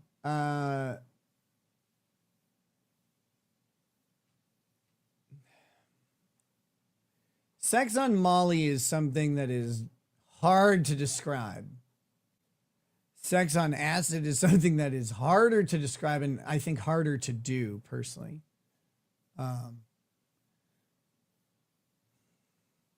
Sex on ketamine is really wild because like you might wake up from a ketamine trip having sex with someone and when those two things like merge together, it's really something else. I don't think anything ruins sex though. I think that's a misnomer. You know, there's talking about having too many either serotonin or dopamine boosters in over the course of time just makes things in general less pleasurable. Like I get that a little bit from my time using hallucinogens and stimulants. Like the world is a little bit duller, literally duller colors when your brain isn't constantly visually stimulated that way. So like I can see some of that. But you know, sex is still great and still fun and still desirable. But yeah, I a one-time experience. That's a tough question. I don't know. You know, really, if you want a nice, like a cool boost that is not so illegal, just get a good sativa high going. Get a nice sativa high going, and you will really, really enjoy what happens next. That's what I would say. And that's typically, well, I think the state you're in, that's illegal, but if you have it medically prescribed, you can get it. But there are plenty of places that you can go where it's perfectly legal to consume marijuana recreationally. And if you use a sativa, you use a gummy, or, I mean, you can vape it. Weed doesn't have to be as smelly as it was. But a good sativa will can kind of enhance physical stimulation. I hope that helps answer your question.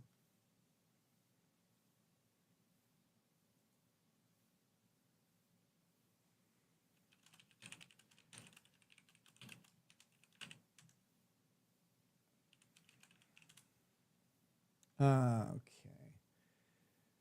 So we've got 19 more minutes before we're back in court. The judge has some sort of conflicting. He has a scheduling conflict. So he had some, hour-long hearing that he just couldn't avoid.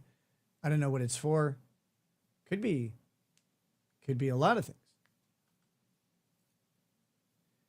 Did you fuck on ecstasy? Yeah. Well, MDMA, right? Like ecstasy isn't necessarily different. MDMA is the primary active ingredient. Ecstasy might have other shit in it, so I stayed away from that. But MDMA, yes, many times. It's something.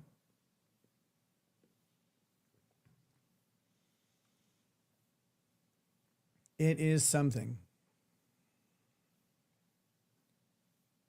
The answer we were looking for was a 7-Eleven suicide slushie.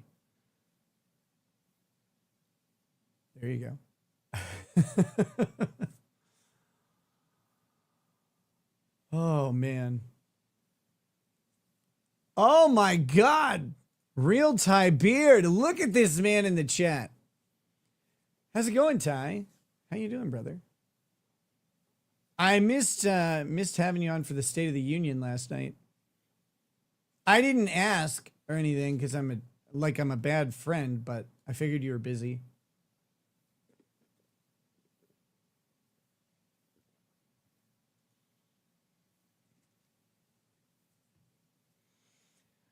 Frog Spring says, I know a guy who was drugged by Melissa Huckabee, the woman who a short time later SA'd and murdered little Sandra Cantu. Talking about a crazy story.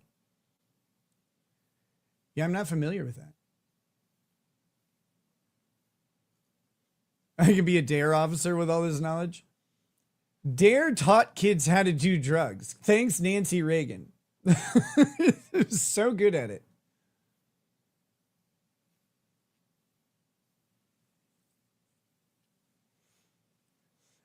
And yes, Slay-tagular. MDMA was a marital aid originally. Yes, they used to prescribe it during marital counseling because MDMA floods your brain with serotonin, but also, more importantly, oxytocin, which is the literal chemical love drug, or not love drug, love hormone that your body produces in response to someone that you intimately care for and connect with.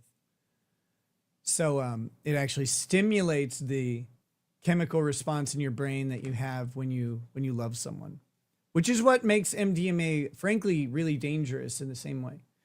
Because if you can be around people who are not great and you love them chemically, and it's hard to get around that.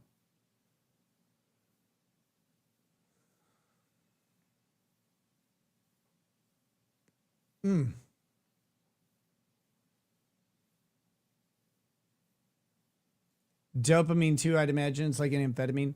I think it's primarily a serotonin dump, which is why it's also really dangerous if you take SSRIs or if you are on, any serotonin stimulating other drugs. Combined, serotonin syndrome, serotonin sickness is a real risk, as if you are a polysubstance user. And you really need to be careful for things like that. Only do MDMA on the consultation of your doctor. Yeah, cocaine is a dopamine flood like alcohol in similar ways, but it also has a stimulant effect. The only stimulant that you need in your sex life is the fine ginger beverage Cock and Bull. Cock and Hell Bull. is the only stimulant that can enhance your life as a whole. That's true. That's true. Someone earlier asked what in the context of the show, what is Cock and Bull? Cock and Bull is a ginger beer that has been mentioned in this murder trial. It is a ginger beer that was at the scene of the crime. Some Cock and Bull ginger beer bottles. Right after mentioning it, the attorney said, "It is good, though. That Cock and Bull." It is good. So, yeah. The Cock and Bull, baby. See, this is the thing. Slay-tagular, I miss MDMA. Mississippi Gentleman, sometimes I miss drugs. That's how I feel about it. Like,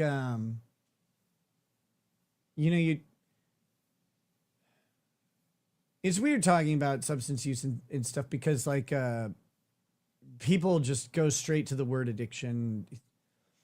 And if you talk about, like, liking something or missing something, people are like, oh, that's whatever. But it's not. It's just like there are parts of it that are really fun. They're really wild. And it's a whole different world that lives right next to ours. And the people who are in it kind of surprise you when they find out you're cool and they're like, oh, okay. And by cool, I mean cool with the concept of illicit drug use. Then you find out who else is cool with the concept of illicit drug use. And you're like, oh, wow, I never expected that, or I didn't know. I kind of figured on this one. But living in a completely altered state is you get used to it too. That's the other thing. You get used to being in an altered state, and then when come back to reality, it's a little bit weird. It's a little bit gray.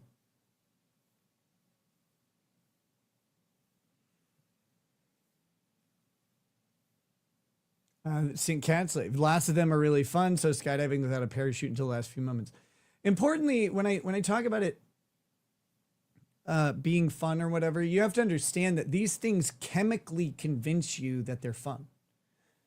They hit your brain's reward centers, directly releasing that chemical reward that you get for other things based on everything that you do. So eventually, like even seeing it or knowing that you're about to do something, or getting into the ritual of preparing, preparing the drug for consumption in whatever way you do, your brain is already going, I like this, I like this, I like this. It's tricked you into doing that. It has positively reinforced itself into it'd be like if every time your buddy showed up, he gave you $100. It's like, oh, hey, yeah, here's $100. And you'd be like, I'm not your friend because you give me $100, but like, that's kind of nice. Like, thank you. That's cool. Like, that you do that. I really appreciate that. I don't know why you do. No, my hands have not been roughed up lately. I don't know what you mean by, what are you talking about? But no, it's like, there's just, so if every time your buddy shows up and gives you $100 every time you do, like, I don't want to put it this way, but depending on where you are in life, for some people, like, that's going to make you hang out with one friend over the others. It's weird to think that way, but like, you get, even if you don't want it, even if you don't want that, even if you don't accept the money, like that reward, that appreciation is manifested there. And then your brain responds to things that manifest like that in positive ways. That positivity is reinforced automatically every time. Speaking of reinforcing, oh my goodness, we have Nick Naylor becoming a YouTube member. Welcome to the cult. And then he says, drugs were fun, but not helpful to life progression. Not at all. They're really, really unhelpful to life progression because you...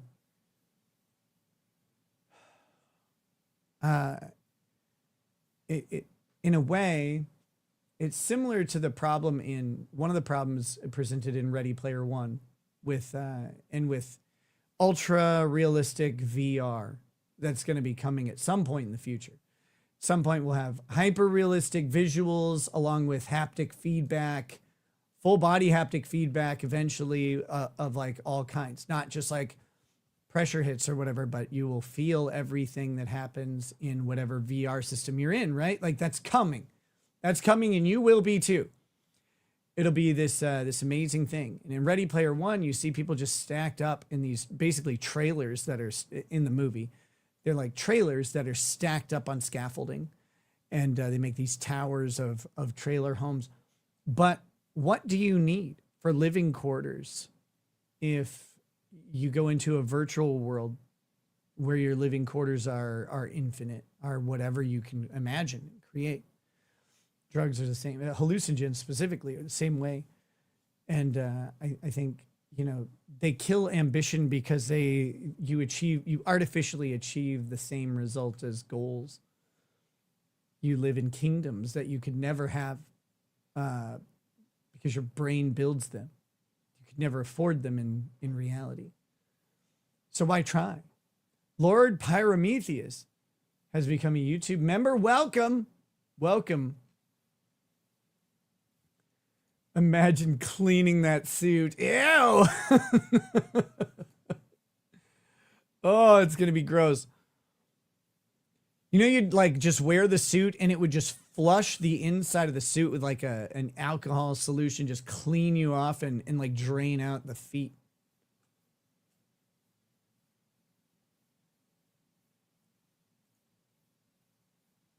Comatose Bride. I agree 100%. Sometimes they are. Other times they're. Most people that do uppers aren't affected in life progression. Yeah.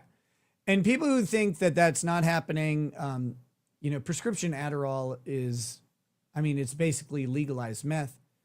and which is fine. Like that's a fine thing. But you know, lots of people have prescription Adderall and rely on it, you know, as that stimulant. And you know, you can actually argue that certain levels of stimulant use are conducive to advancement in professions and life and stuff like that, rather than impairing. But like anything, too much of something, too much of a focus on something is when it becomes an issue.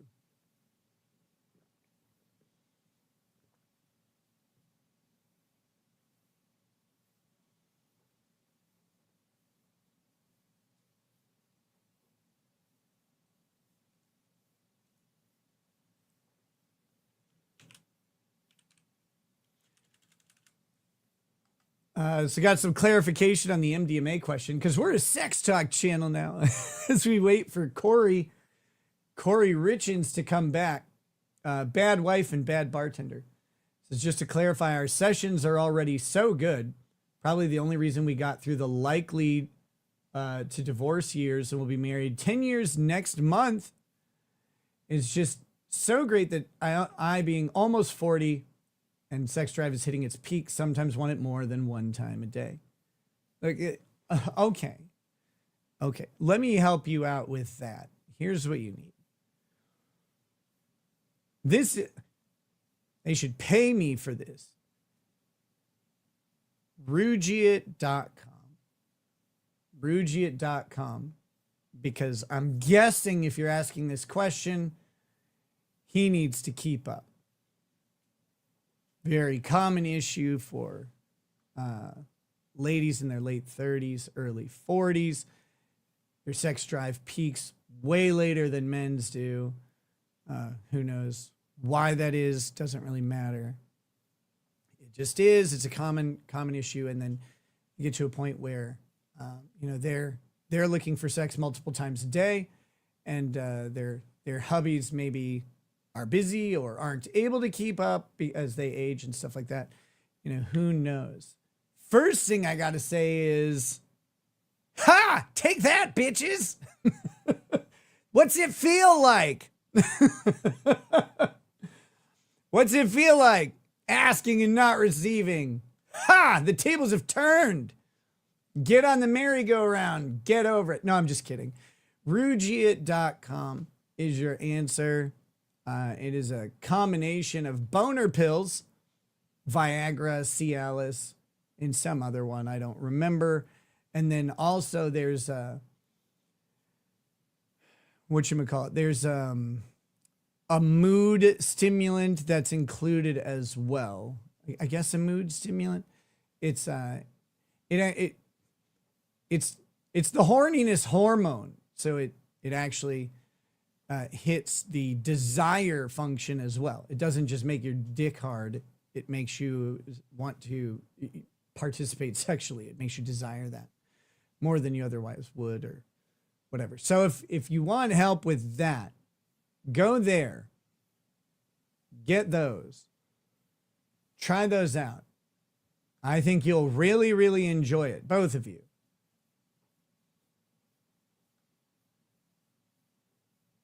And I'm just playing with you. I'm just playing. I've never not given when asked. I'm just messing with you. Just calm down.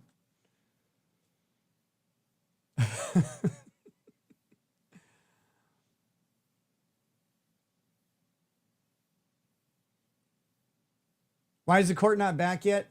They have 4 minutes till they are back. 4 minutes. By the way, Rugiet, if you want to, run an ad spot on this show, I'll talk about Rugiet boner pills all day.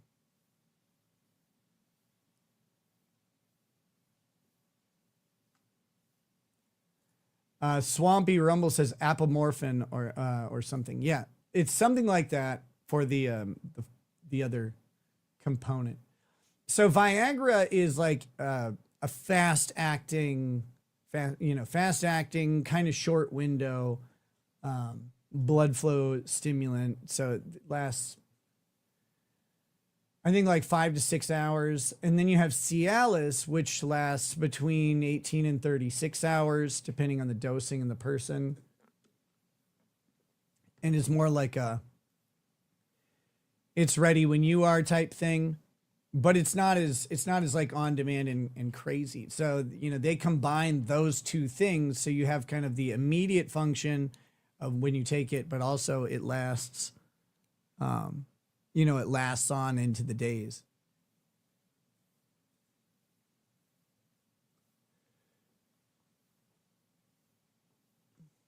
If you don't want to go full boner pill though, there's like, you know, there's a bunch of herbal like supplements and stuff to increase blood flow. You know, like as guys get older, that becomes a real thing, especially as they stop hitting the gym, as their testosterone levels decrease, all of that stuff. It's not just you know, they're physiological realities that men have to deal with in regards to sex as they get older, and you know, different physiological realities than women have to deal with. And so it, you know, there's all sorts of help for it. I think now it's probably a better time to be, you know, a man going into middle age or going into senior age for sex than has ever been in history. Like it's easy to remedy a lot of these issues. Now, some of the issues, of course, are psychological. Those are a little bit more difficult. If those are your issues, I would recommend ketamine therapy, guided ketamine therapy with a sex therapist or something, you know, who can help you identify your traumas and all that shit. And if anybody ever needs any like more private, and like if they don't want this discussed on stream or whatever, you know, my email inbox is open. I'll tell you guys what I know about any of this stuff, all of this stuff. While doing illicit drugs, I did a lot of research. I am still trained as an attorney and an asshole. So like, I read a lot about drug interactions. I read a lot about, you know, side effects, about pitfalls, about benefits. I read lots of studies specifically as well, like trying to make sure, you know, to be as safe as possible while doing something that's inherently unsafe.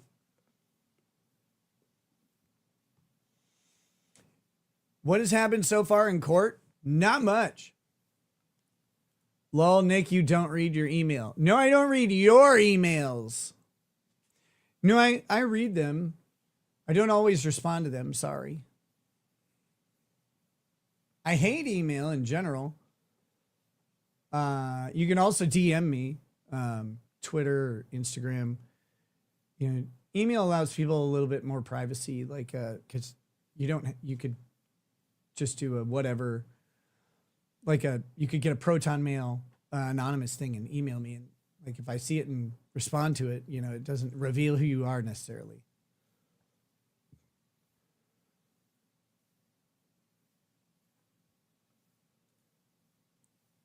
Thanks, Nick, for your stories. I got busted for coke and a piss test for work. It ruined my career. That's stupid. Though you went through way worse consequences than me, I can relate to your story. Yeah, and of course, that's what stories are. Your stories are not about like being analogous. They're about being relatable and understandable. And a lot of people's trouble is consummate to the amount of damage they can do. I'm talking about this at I have this whole like speech spiel or whatever about how David from the Bible is just a giant asshole, because he is. He's such an asshole. And his sins are some of the worst sins you can imagine. They involve murder. They involve murder for the purpose of stealing someone's wife, all that stuff. Patricide, not like actual patricide, but you know, this conflict with Saul and everything. And also just being a gangster, which is really funny to me. But David's sins are consummate to his ability and his opportunity to sin, the opportunity to do great damage just presents itself with something other people aren't able to do. Other people weren't able to order a guy to the front lines to die so that they could take the wife. Like that's something a king can do. It's a king's level of sin because a king's level of responsibility is placed on his shoulders. We're supposed to relate to David because our sins can be as big or as small as they need to be for our story. God's handled and loved through much bigger things because he granted bigger opportunities to someone else. The anointing and crowning of a king is to condemn someone to the sin of pride immediately, of excess and gluttony inherently.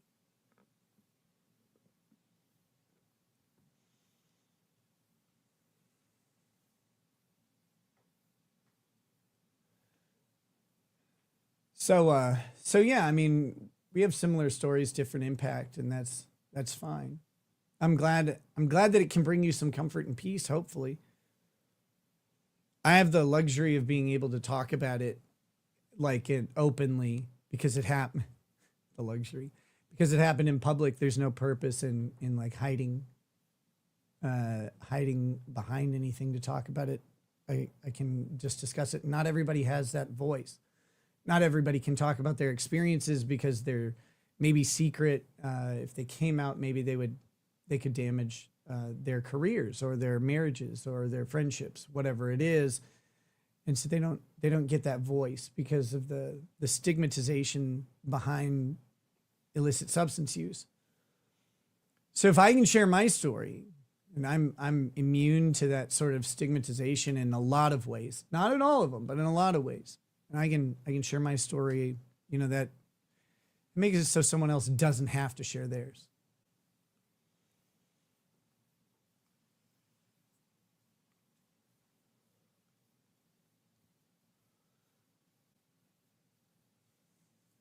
Z Brown, Nick, glad to see you looking better and still sharing great wisdom. Hey, thank you. Appreciate that.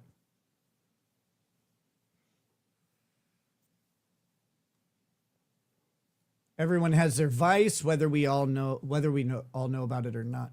Yeah, I mean, some vices are just more legal than others, Who lives, who dies, who tells your story.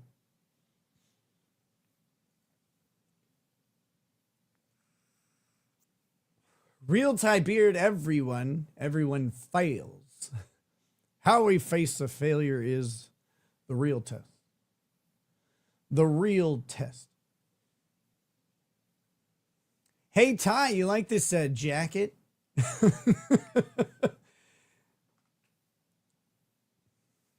My outfit harkens back to the halcyon days of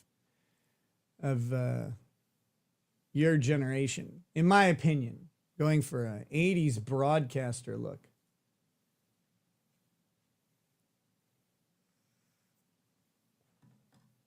This tie immediately makes me think of my dad. Every time I see it, I'm like, oh, look at that. I'm like a software analyst in 1988. Let's see, we've got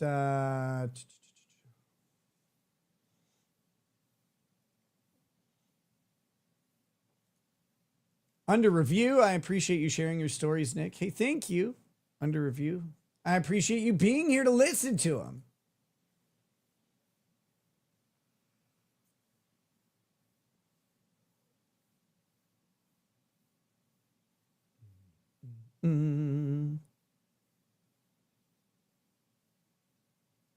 Comatose Bride. See, that's the thing I don't understand is people are like, Earth is not like the Bible, but it's exactly like the Bible. There ain't nothing but murder and yelling and probably drugs and partying.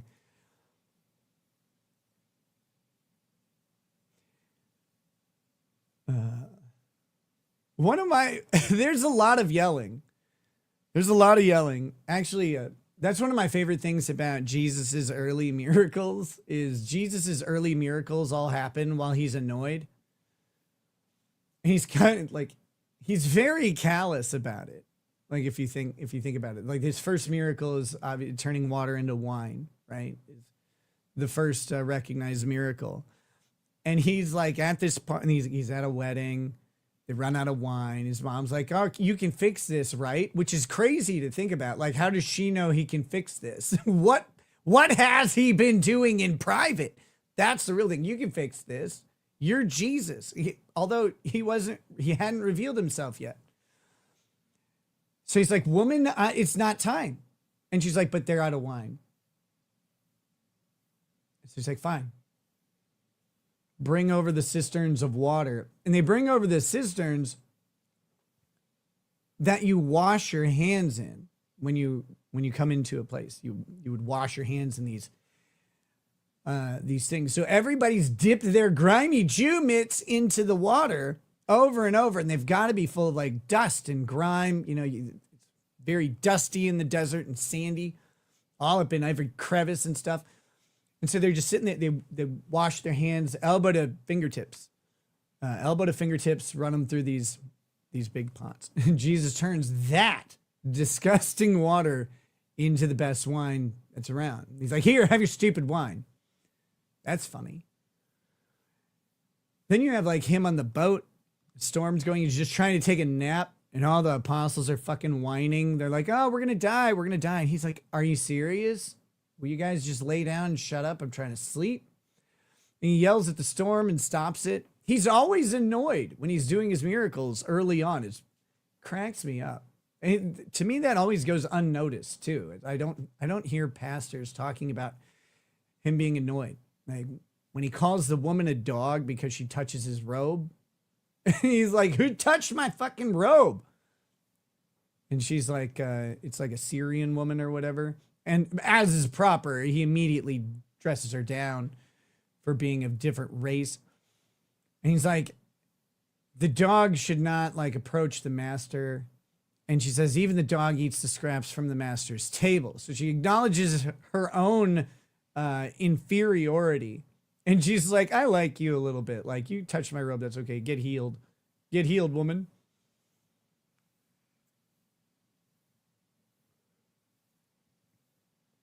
But he does this all the time.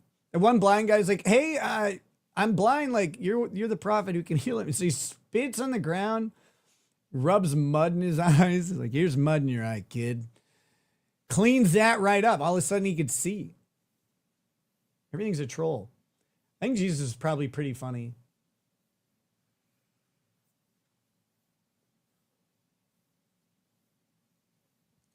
That's two different stories. Oh, you're right. But there's the one where, so the woman touches his cloak. What's the other one? Does she ask for the healing from the daughter? Maybe that's what it is.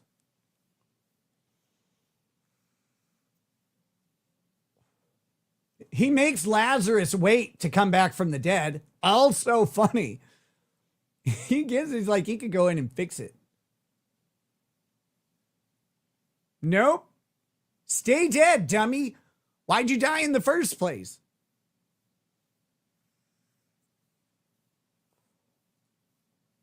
Did you ever read Lamb, the Gospel of Biff? Fun book. No, I didn't. My dad did. He told me about it. Like baby Jesus would kill like lizards and heal them by putting them in his mouth and stuff. That's about all he told me about.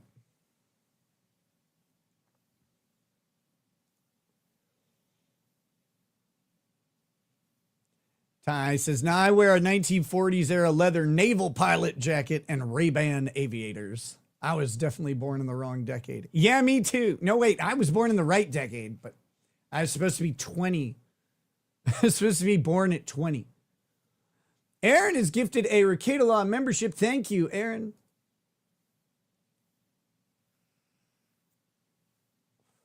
Who the frick is Jesus and why haven't we deported him yet? He's just the hedge guy. Don't worry about him.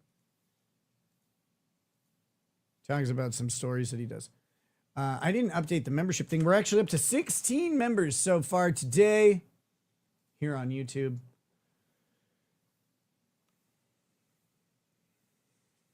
Still a huge thanks to Tramp Life coming in hot with that massive super tip.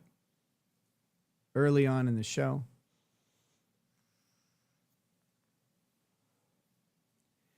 Why did Jesus weep when Lazarus died? I mean, do you want the real answer or do you want a joke answer? Jesus weeps at the sign of death, even though he knows it's not the end, right? But we see that. We see him weeping in the presence of death. I think it has a whole lot to do with well, if you believe that we were created, perfected, and intended to live forever, as Genesis 1 and 2 suggest, but that we broke that, well, Eve did, on like day 8 or what, like right away, barely did anything.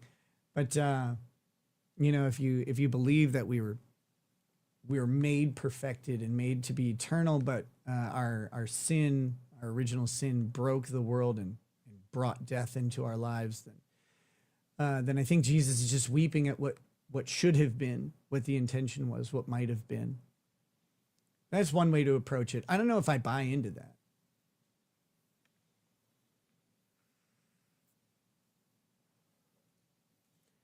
Sunday school would have been more fun if we'd had you as a teacher.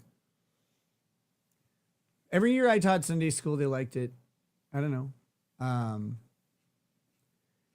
When I started doing this show, though, is when I kind of stepped back from it, because it's like, well, I didn't want people doing what inevitably was going to happen. People calling up the church, sending angry emails if that ever came out.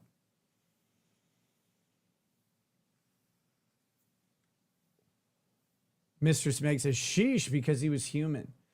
Yeah, but he could bring Lazarus back and was going to. I think that's where the question comes from. Death was no obstacle for Christ, for himself or for others.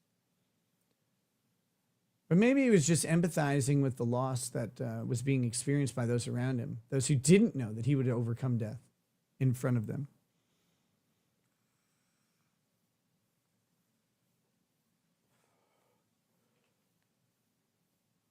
Oh. Uh-oh.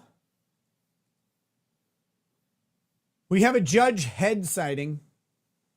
Hey, Ty, if you're still around, get a load of this guy's voice in a second. Wait till this judge comes on.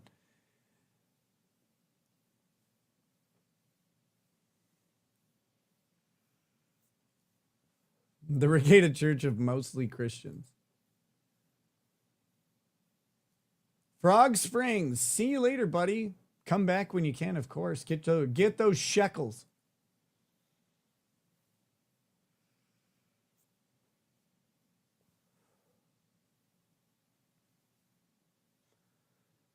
Oh, good Lord. Oh.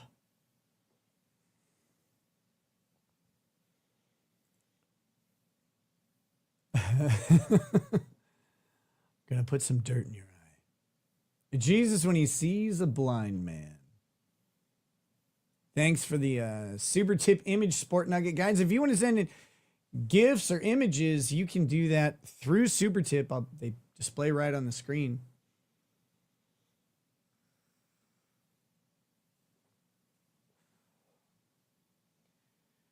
Oh my gosh.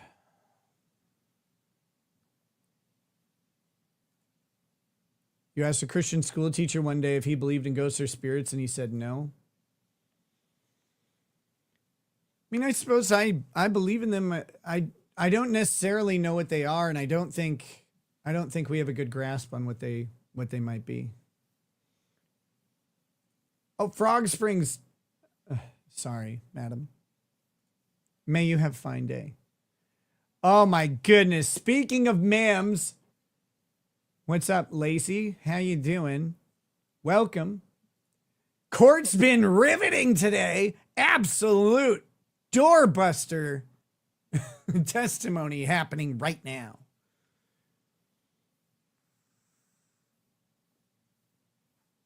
You missed yesterday. Can you have a brief summary?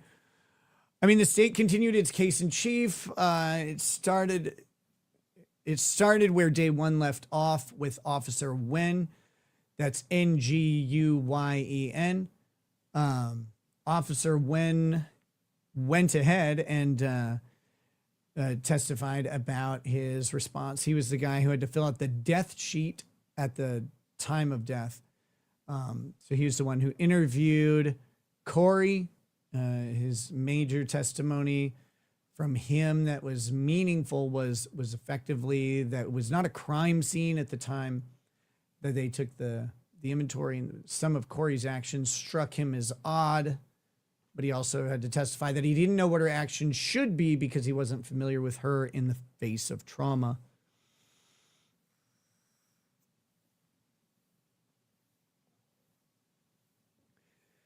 After that, we went through the medical examiner, which, God, took a while. Oh, it's such slow plotting testimony. But the medical examiner, had to admit that there is no official cause of death on the reports. Medical examiner also noted the presence of 20,000 nanograms per milliliter of fentanyl in the stomach. Just for reference, lethality starts at 7 nanograms per milliliter. When it's combined with other substances, it starts around 10 nanograms per milliliter on its own. That's a lethal dose is 10 nanograms per milliliter for most people, unless they are regular fentanyl users, in which case lethality can get up to the realm of 150 to 200 nanograms per milliliter. There were 20,000 nanograms per milliliter in his stomach, which is insane amounts. Insane amounts. But they can't say how the fentanyl got into his body. So they can't necessarily rule it a suicide or a homicide or anything like that. They don't have enough ancillary information. They don't have any forensic information that leads to either of those conclusions.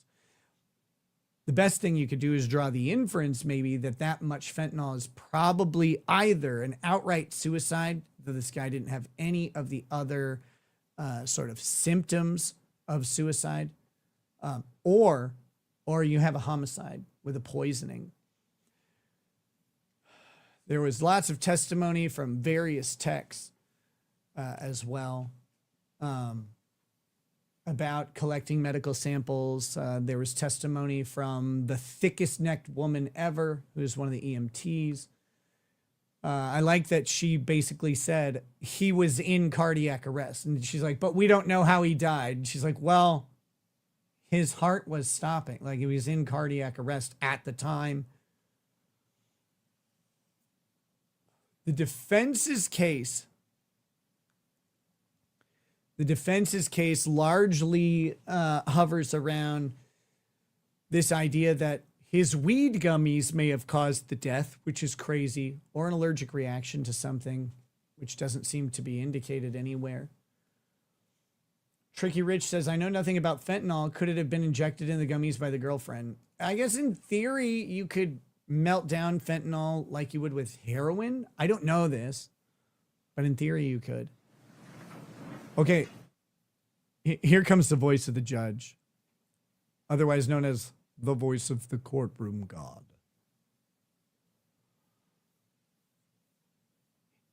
Jury is back. Come on, judge. Get the volume on, Court TV. Something that these lawyers and these parties have no control over. I am recessing for the rest of the day. We will have you come back tomorrow morning, ready to go at 8:30 a.m. Well, they're going to dismiss Between out now the and then, jury. same instructions. Please do not speak about this case with anyone. may be Please wrapping do not up really allow soon here, anyone to guys. speak about the case to you. Please do not read, listen to, or watch any reports about this case from any source. You just have to affirmatively avoid those things. Please don't Aaron, do any very searches important. I don't on the love internet Ralph about either. this case at all. We'll look at it in a minute. Thank you for your patience. Please travel safe. We'll see you tomorrow morning, 8:30 a.m. Please rise for the jury. They're dismissing the jury. I don't know if that means they're dismissing everybody. We'll find out. They may have a legal matter or a motion of some sort to attend to. related to this case, but I think it's probably related to something else. Derek says, Nick, a microgram is smaller than a pencil point. I know, it's a tiny amount. Folks, have a seat. Ms. Gibson, may I have a brief conversation with you? You don't need the bin. You can leave that there for a moment if you want. Mr. Palmer will watch over it for you. You can just step to the podium for a moment. I apologize for this delay. Can you be here ready to go at 8:30 tomorrow morning? Yes. Okay. Do you understand that you are still, in effect, to hear that. under oath and on the stand, so you cannot confer with anybody about your testimony? Yes. All right. Can you follow that instruction? Yes. Very good. I'll see you tomorrow morning, ready to go at 8:30. Okay. You'll be taking that bin with you, correct? Yes. Very good. Thanks. Thank you. Okay. Mr. Bloodworth, anything else on the record today? No, Your Honor. Ms. Nestor? No, sir. Okay, very good. The court is in recess. Thank you for your patience. Well, there you go. Court is over for the day. Court is over for the day. So I'll find a good, see if I can find a good picture of her outfit. We do want to talk about this. This I think is crucial. Okay, so what just happened was the judge took a 1 hour recess. He said he had oh my God, look at this angry face back here. The judge had a one hour recess. He was required to attend something he could not delay for whatever reason. I don't know if it was an emergency motion or emergency hearing in some other case, but that's what happened. When he came back, he said, look, I'm sorry, we can't continue. We have to call it for the whole, we have to call the whole day off. So whatever he's got, whatever he had going on, clearly is not done. He suspects it now has cascaded into some sort of landslide. I don't think it's related to this case in the way, because of the way that he brought it up. It seems like it's related to another case, but the matter has become dire and is taking up more time than planned. So rather than keep the jury there for, several hours of time, he dismissed him out. And they will be back tomorrow. If you streamed from Locals, I'd be on Locals. Well, this stream is embedded into the Locals chat itself.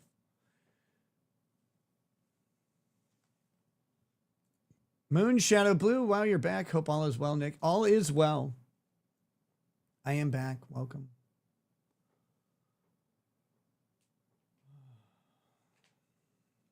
Okay, so let's do an outfit review. Again, I think this is her best outfit so far. We've gone from the severity and austerity of the black with the white, undershirt, the black suit, white undershirt. I don't think suits are a good look for women most of the time in court, unless they're, a businesswoman maybe. But I think suits tend to be overplayed. Women can dress nice. You can wear a blazer also, and have it not be a suit still. I think blazers are fine as long as they go with the outfit. In this case, she's got a cardigan. It's ribbed, or striped, but I think it's a little bit of a strange choice. I wouldn't go with it. Also, you've got a gray on a pale blue. I don't think that works really well. It's really washed out color-wise. It's uninteresting, but she's going for plain. I do think this is softer and more approachable, though, than the black on white that she's been wearing. So this is better. I don't like ruffle necks. Ruffle neck things like this are distracting. I said it's just lazily laying here. Terrible. It kind of draws attention to the chest and neckline, but doesn't at the same, there's nothing there to look at. That's not a diss on her and her ladies. That's a diss on the shirt itself. It looks like it's laying down on the job. That's all I'm saying. Her hair is slightly softer today. It doesn't look plastered down, which I think is a huge improvement for her. I think she should volumize her hair. I think she should have some character to it. I think having it matted down makes her look like a boy's first formal type thing. Where, your hair is combed nice for the first time, honey.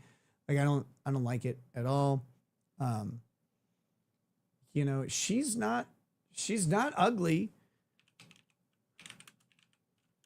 Let's see. I mean, here we go.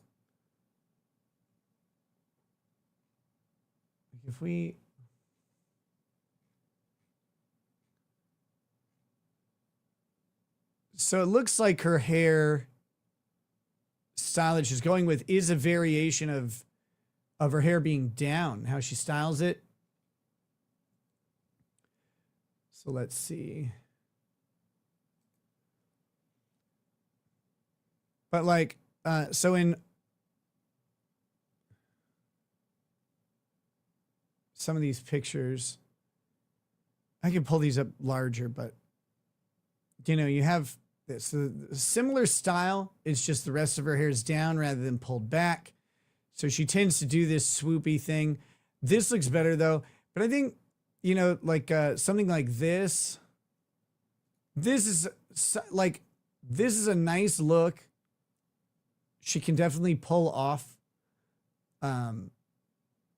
She can pull off a little more dynamism to her hair, add something to it. I'm always a fan of down hair. I'm not a fan of pulled back hair in general on women. And like, I love ponytails. That's a little different. That's a different thing. We're not going to talk about that.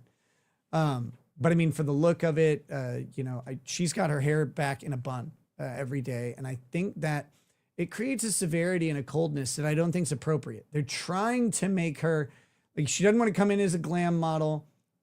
I don't think at all. That's the wrong play.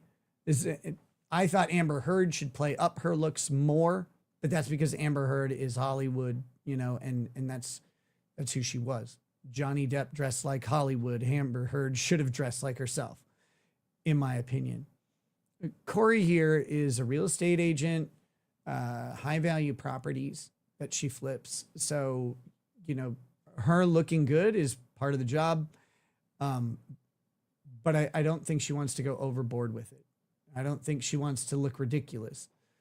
In my opinion, that would be the better move. But I think bringing her hair down, or at least adding some volume. Please don't make it look like you slathered gel on to keep your hairs in place. It doesn't look good at all. But this is this is all about strategy and the image you're looking for. In my opinion, I think lawyers one-note a lot of stuff. They one-note a lot of stuff that they don't have particular specific experience with. And the reason that's frustrating is because I do think, especially with women, which I know is unfair, style consultant should be on the table. This is your life. Same with Karen. Like, I thought Karen Reed looked good a lot of times and dressed pretty well in her trial. But this is your life. This is your life on the line. A style consultant should be in the budget. This is a public defender, so good fucking luck with that. What they tell her is dress like a mom. Dress like a mom. They don't tell you what that is. They're just like, dress like a mom. Like you're going to take your kids to the high school basketball game or something. It's like, okay, well, that's not that helpful because people have different opinions of what that should be. But that's what it is. So that's their one note. They know that they don't want her to come in looking like a stripper or something like that. And they don't want her to come in looking like a nun, somewhere in between. But that's a broad gap. That's a broad gap. Almost as big as a stripper's thigh gap. So they get very one note. And what I mean by that is they do the same thing with don't talk about your case in public. And I've ranted about this plenty. I won't do it too much today. But don't talk about your case in public is become largely impractical with the way social media is.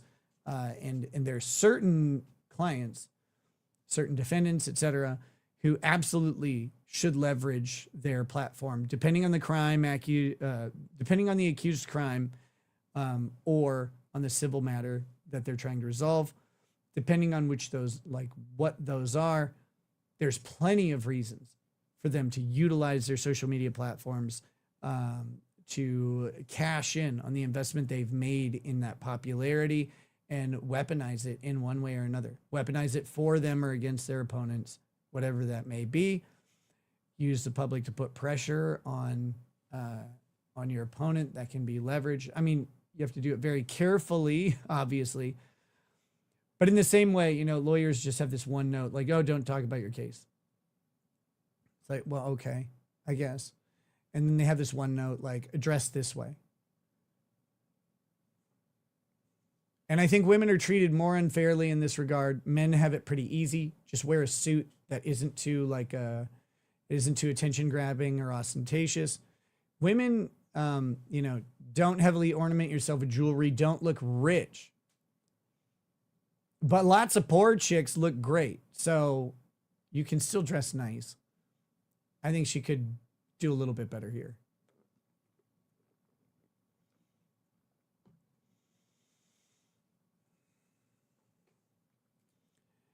She's locked up, right? I don't know. I assume so. Did they take her home to pick out her clothes or what? They probably bring in, you know, she goes, grab me X amount of things. And they probably grab some stuff, bring it in on a hanger. Or bring it in on some hangers and give her an option or two. So that's the style analysis. Let's see. What do we got? You know, her attorney is a fucking disaster today. Absolutely atrocious. No excuse. No excuse for the pink pounder here.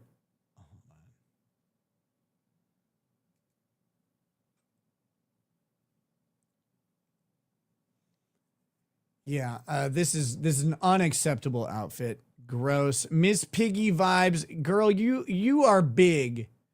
You are a big lady. You cannot give a Miss Piggy excuse. You can't do it.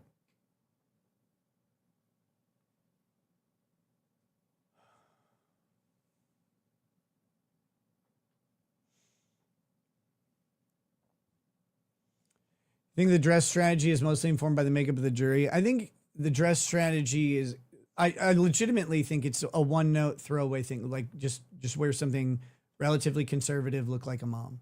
That's what they're going to say. I don't know that I fully agree with that. Again, if she's a high-end real estate agent, which she kind of seems to be, then she's going to be in a habit of dressing to the nines and looking really great. So, I think it's very one note. It's also Utah, right? Conservative is best.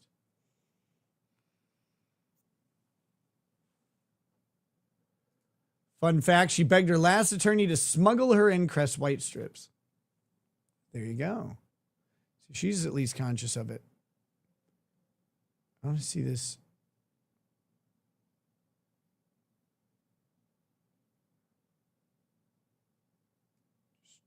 Trying to see if they have any. So it has there it is. never been taken for cover the view. This is just wrong and bad. Not good at all. Ew.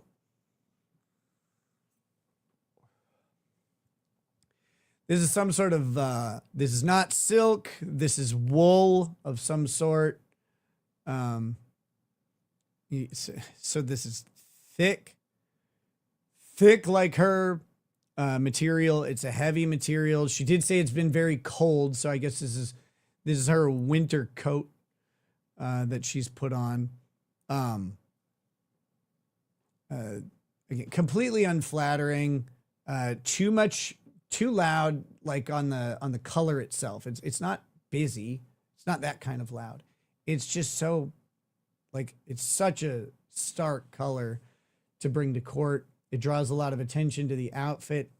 It washes her out. Pink is not her color. If she gets mad, you can imagine the Kurt levels of rosacea that probably happen. That would probably go along with the pink, I guess, or maybe even clash with them. Not going to be good if that happens. Again, a lazy neckline here.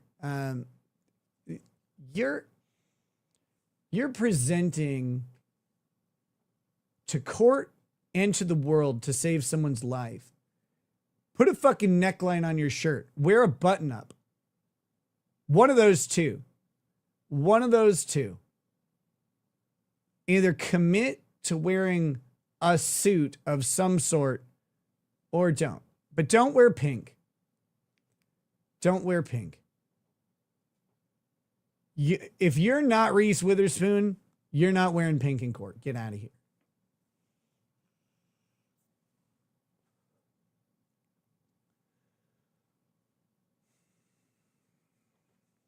Again, like, this woman should stay away from pinks, pastel yellows. Awful, awful choices for her. Very, very bad. Go with bolder colors. She's very light blonde, and she's got a very, very pale skin. So go with, the black is a good contrast. So that's good. But again, it's overpowered by the pink, and all of this is wrong. This is all ill-fitting. I don't know, but I don't know how to dress someone this size. Like, I don't know how they find clothes that do fit over them.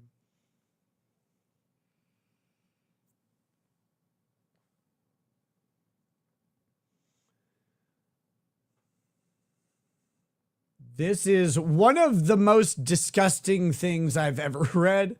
I bet her underboob sweat covers a 12-foot radius. Criminally confident. Blue would look great with the blonde hair. I agree. She could go with a navy, but she could even go with a very bold, like, royal blue that I think would achieve the effect she's looking for with the pink, grabbing the attention. But again, you got to get a nicer looking cut on this jacket. It does not look great for court. Personally, like, I wouldn't ever wear this jacket to court at all. I like this, but this is cashmere. Look at how, like, it's thick. You can see the edges. It sits heavy. It sits heavy. It doesn't look light. It doesn't look refined, sleek. So to me, and yeah, this is some kind of wool or whale, as it were. But no, to me, a silk base jacket, much better attire for her. And yeah, I think like a royal blue, you could keep the black shirt, although switch it to a button up. And then put some jewelry on. This neck is so monstrous. I feel like she should have something on, but a choker would be a bike tire. I'm not sure. Maybe not. Let's avoid drawing attention to the neck. Some good, maybe some earrings. I don't know. Some makeup might be nice.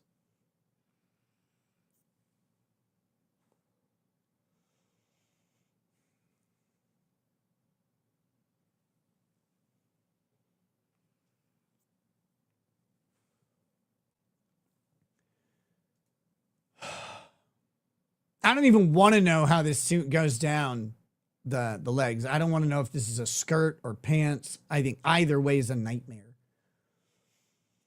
She better just be wearing a black skirt underneath. I didn't look when she was turned around. Hold on. What's going on?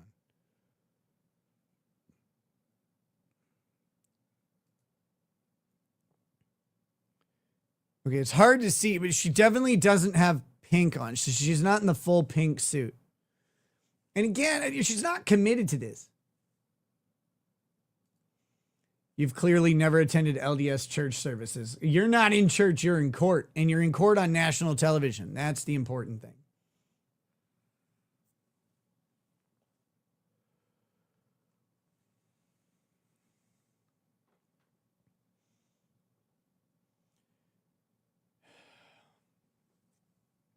And this disaster on the stand is just something else. Like the what is with crime techs? They always have like too long of hair. I love long hair, and you can do long hair. Like I love hair for days. Rapunzel me out. But hers is like wears anything to it. It's smattered down. It looks like she just got done, you know, working on the underside of something like a Buick.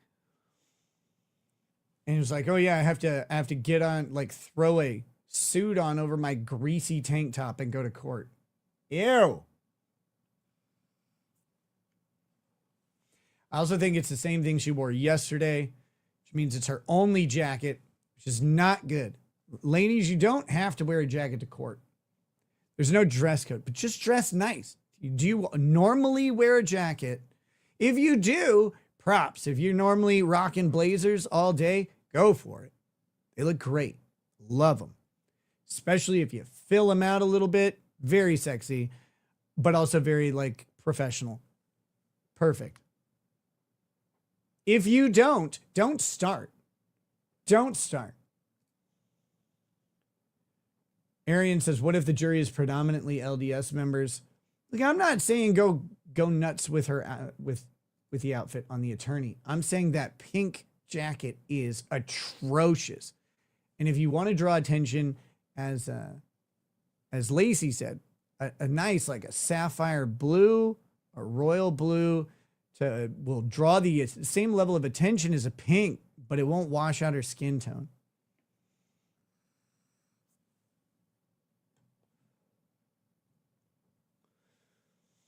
All right, guys. Well, I now have the opportunity to have a little bit of a daytime with Lady Rackets, which during trials I don't get too often. So I am going to take that opportunity. We're going to end the stream now. That might also give me a chance to get some other stuff done in relation to this case. We'll see what we can do. We'll see what we can do on it. But I hope you have had a good time. I hope you've enjoyed the show. I'll try and get the link up. It's a hard timing matter to get the link up for this show in prep. I should probably get up and make the link around 7 o'clock so that people know it's here. But I'll try and get the link up earlier than as court is starting. And then, hopefully I won't have the same net issues. But thanks for hanging out with me. As always, you guys make it all worthwhile. Arian says, I'm just giving you a hard time. I agree with you. I know. To everybody who gifted memberships, thank you so much. To everybody who got gifted memberships, enjoy the Force Dickening. And then we will see you guys later. If things work out tonight, because this is done so early, maybe I'll do a night show or a member show. I do want to get that member show caught up. We have some Unbreaded to review, and to remember, and to bring back. So we've got some stuff to do there, and hopefully, maybe I'll gather. Like I don't know. I did my State of the Union response, which I think I'm gonna have that upload. Do we have that uploading? But it might be fun to review the State of the Union responses from other people on LawTube. I don't want to do it if it's just Kurt on this one. As funny as that is to me, I don't want to. I'm not really focusing on picking on Kurt or anything. I noticed he did a State of the Union response. I think it would be fun to watch, but I think it would be fun to watch along with other, other LawTube responses. Like I imagine Joe had something to say as he was watching it last night. I'm guessing maybe Bronca.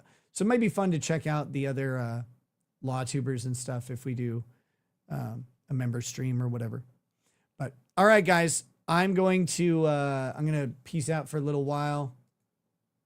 And we'll see you later. Thanks for joining me. We'll do the full outro. We'll do the full outro for you. It's been I've been using the short one, which is not good. So here we go. We've got the full outro now. Thanks for hanging with me through the tech issues, and we'll see you tomorrow, if nothing else. All right, guys, have a good day. Peace.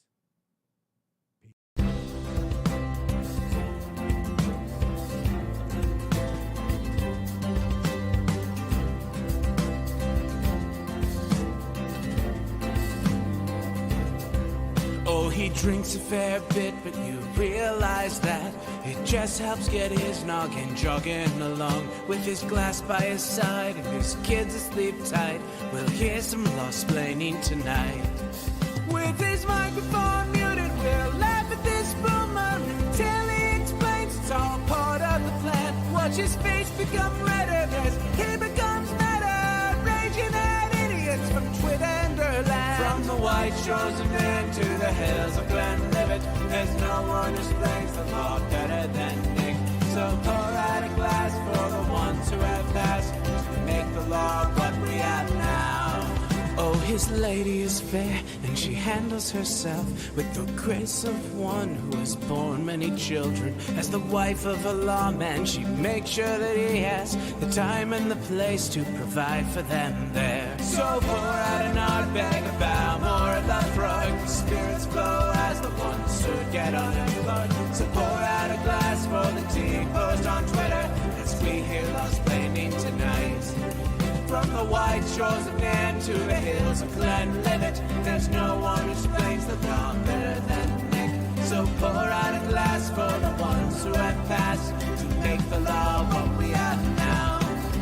Oh, the guests are all planet folks from Doug T to Drexel. They bring their perspective and spice to the mix. But the reason we're here and the one that we cheer is the one who is showcasing us his career.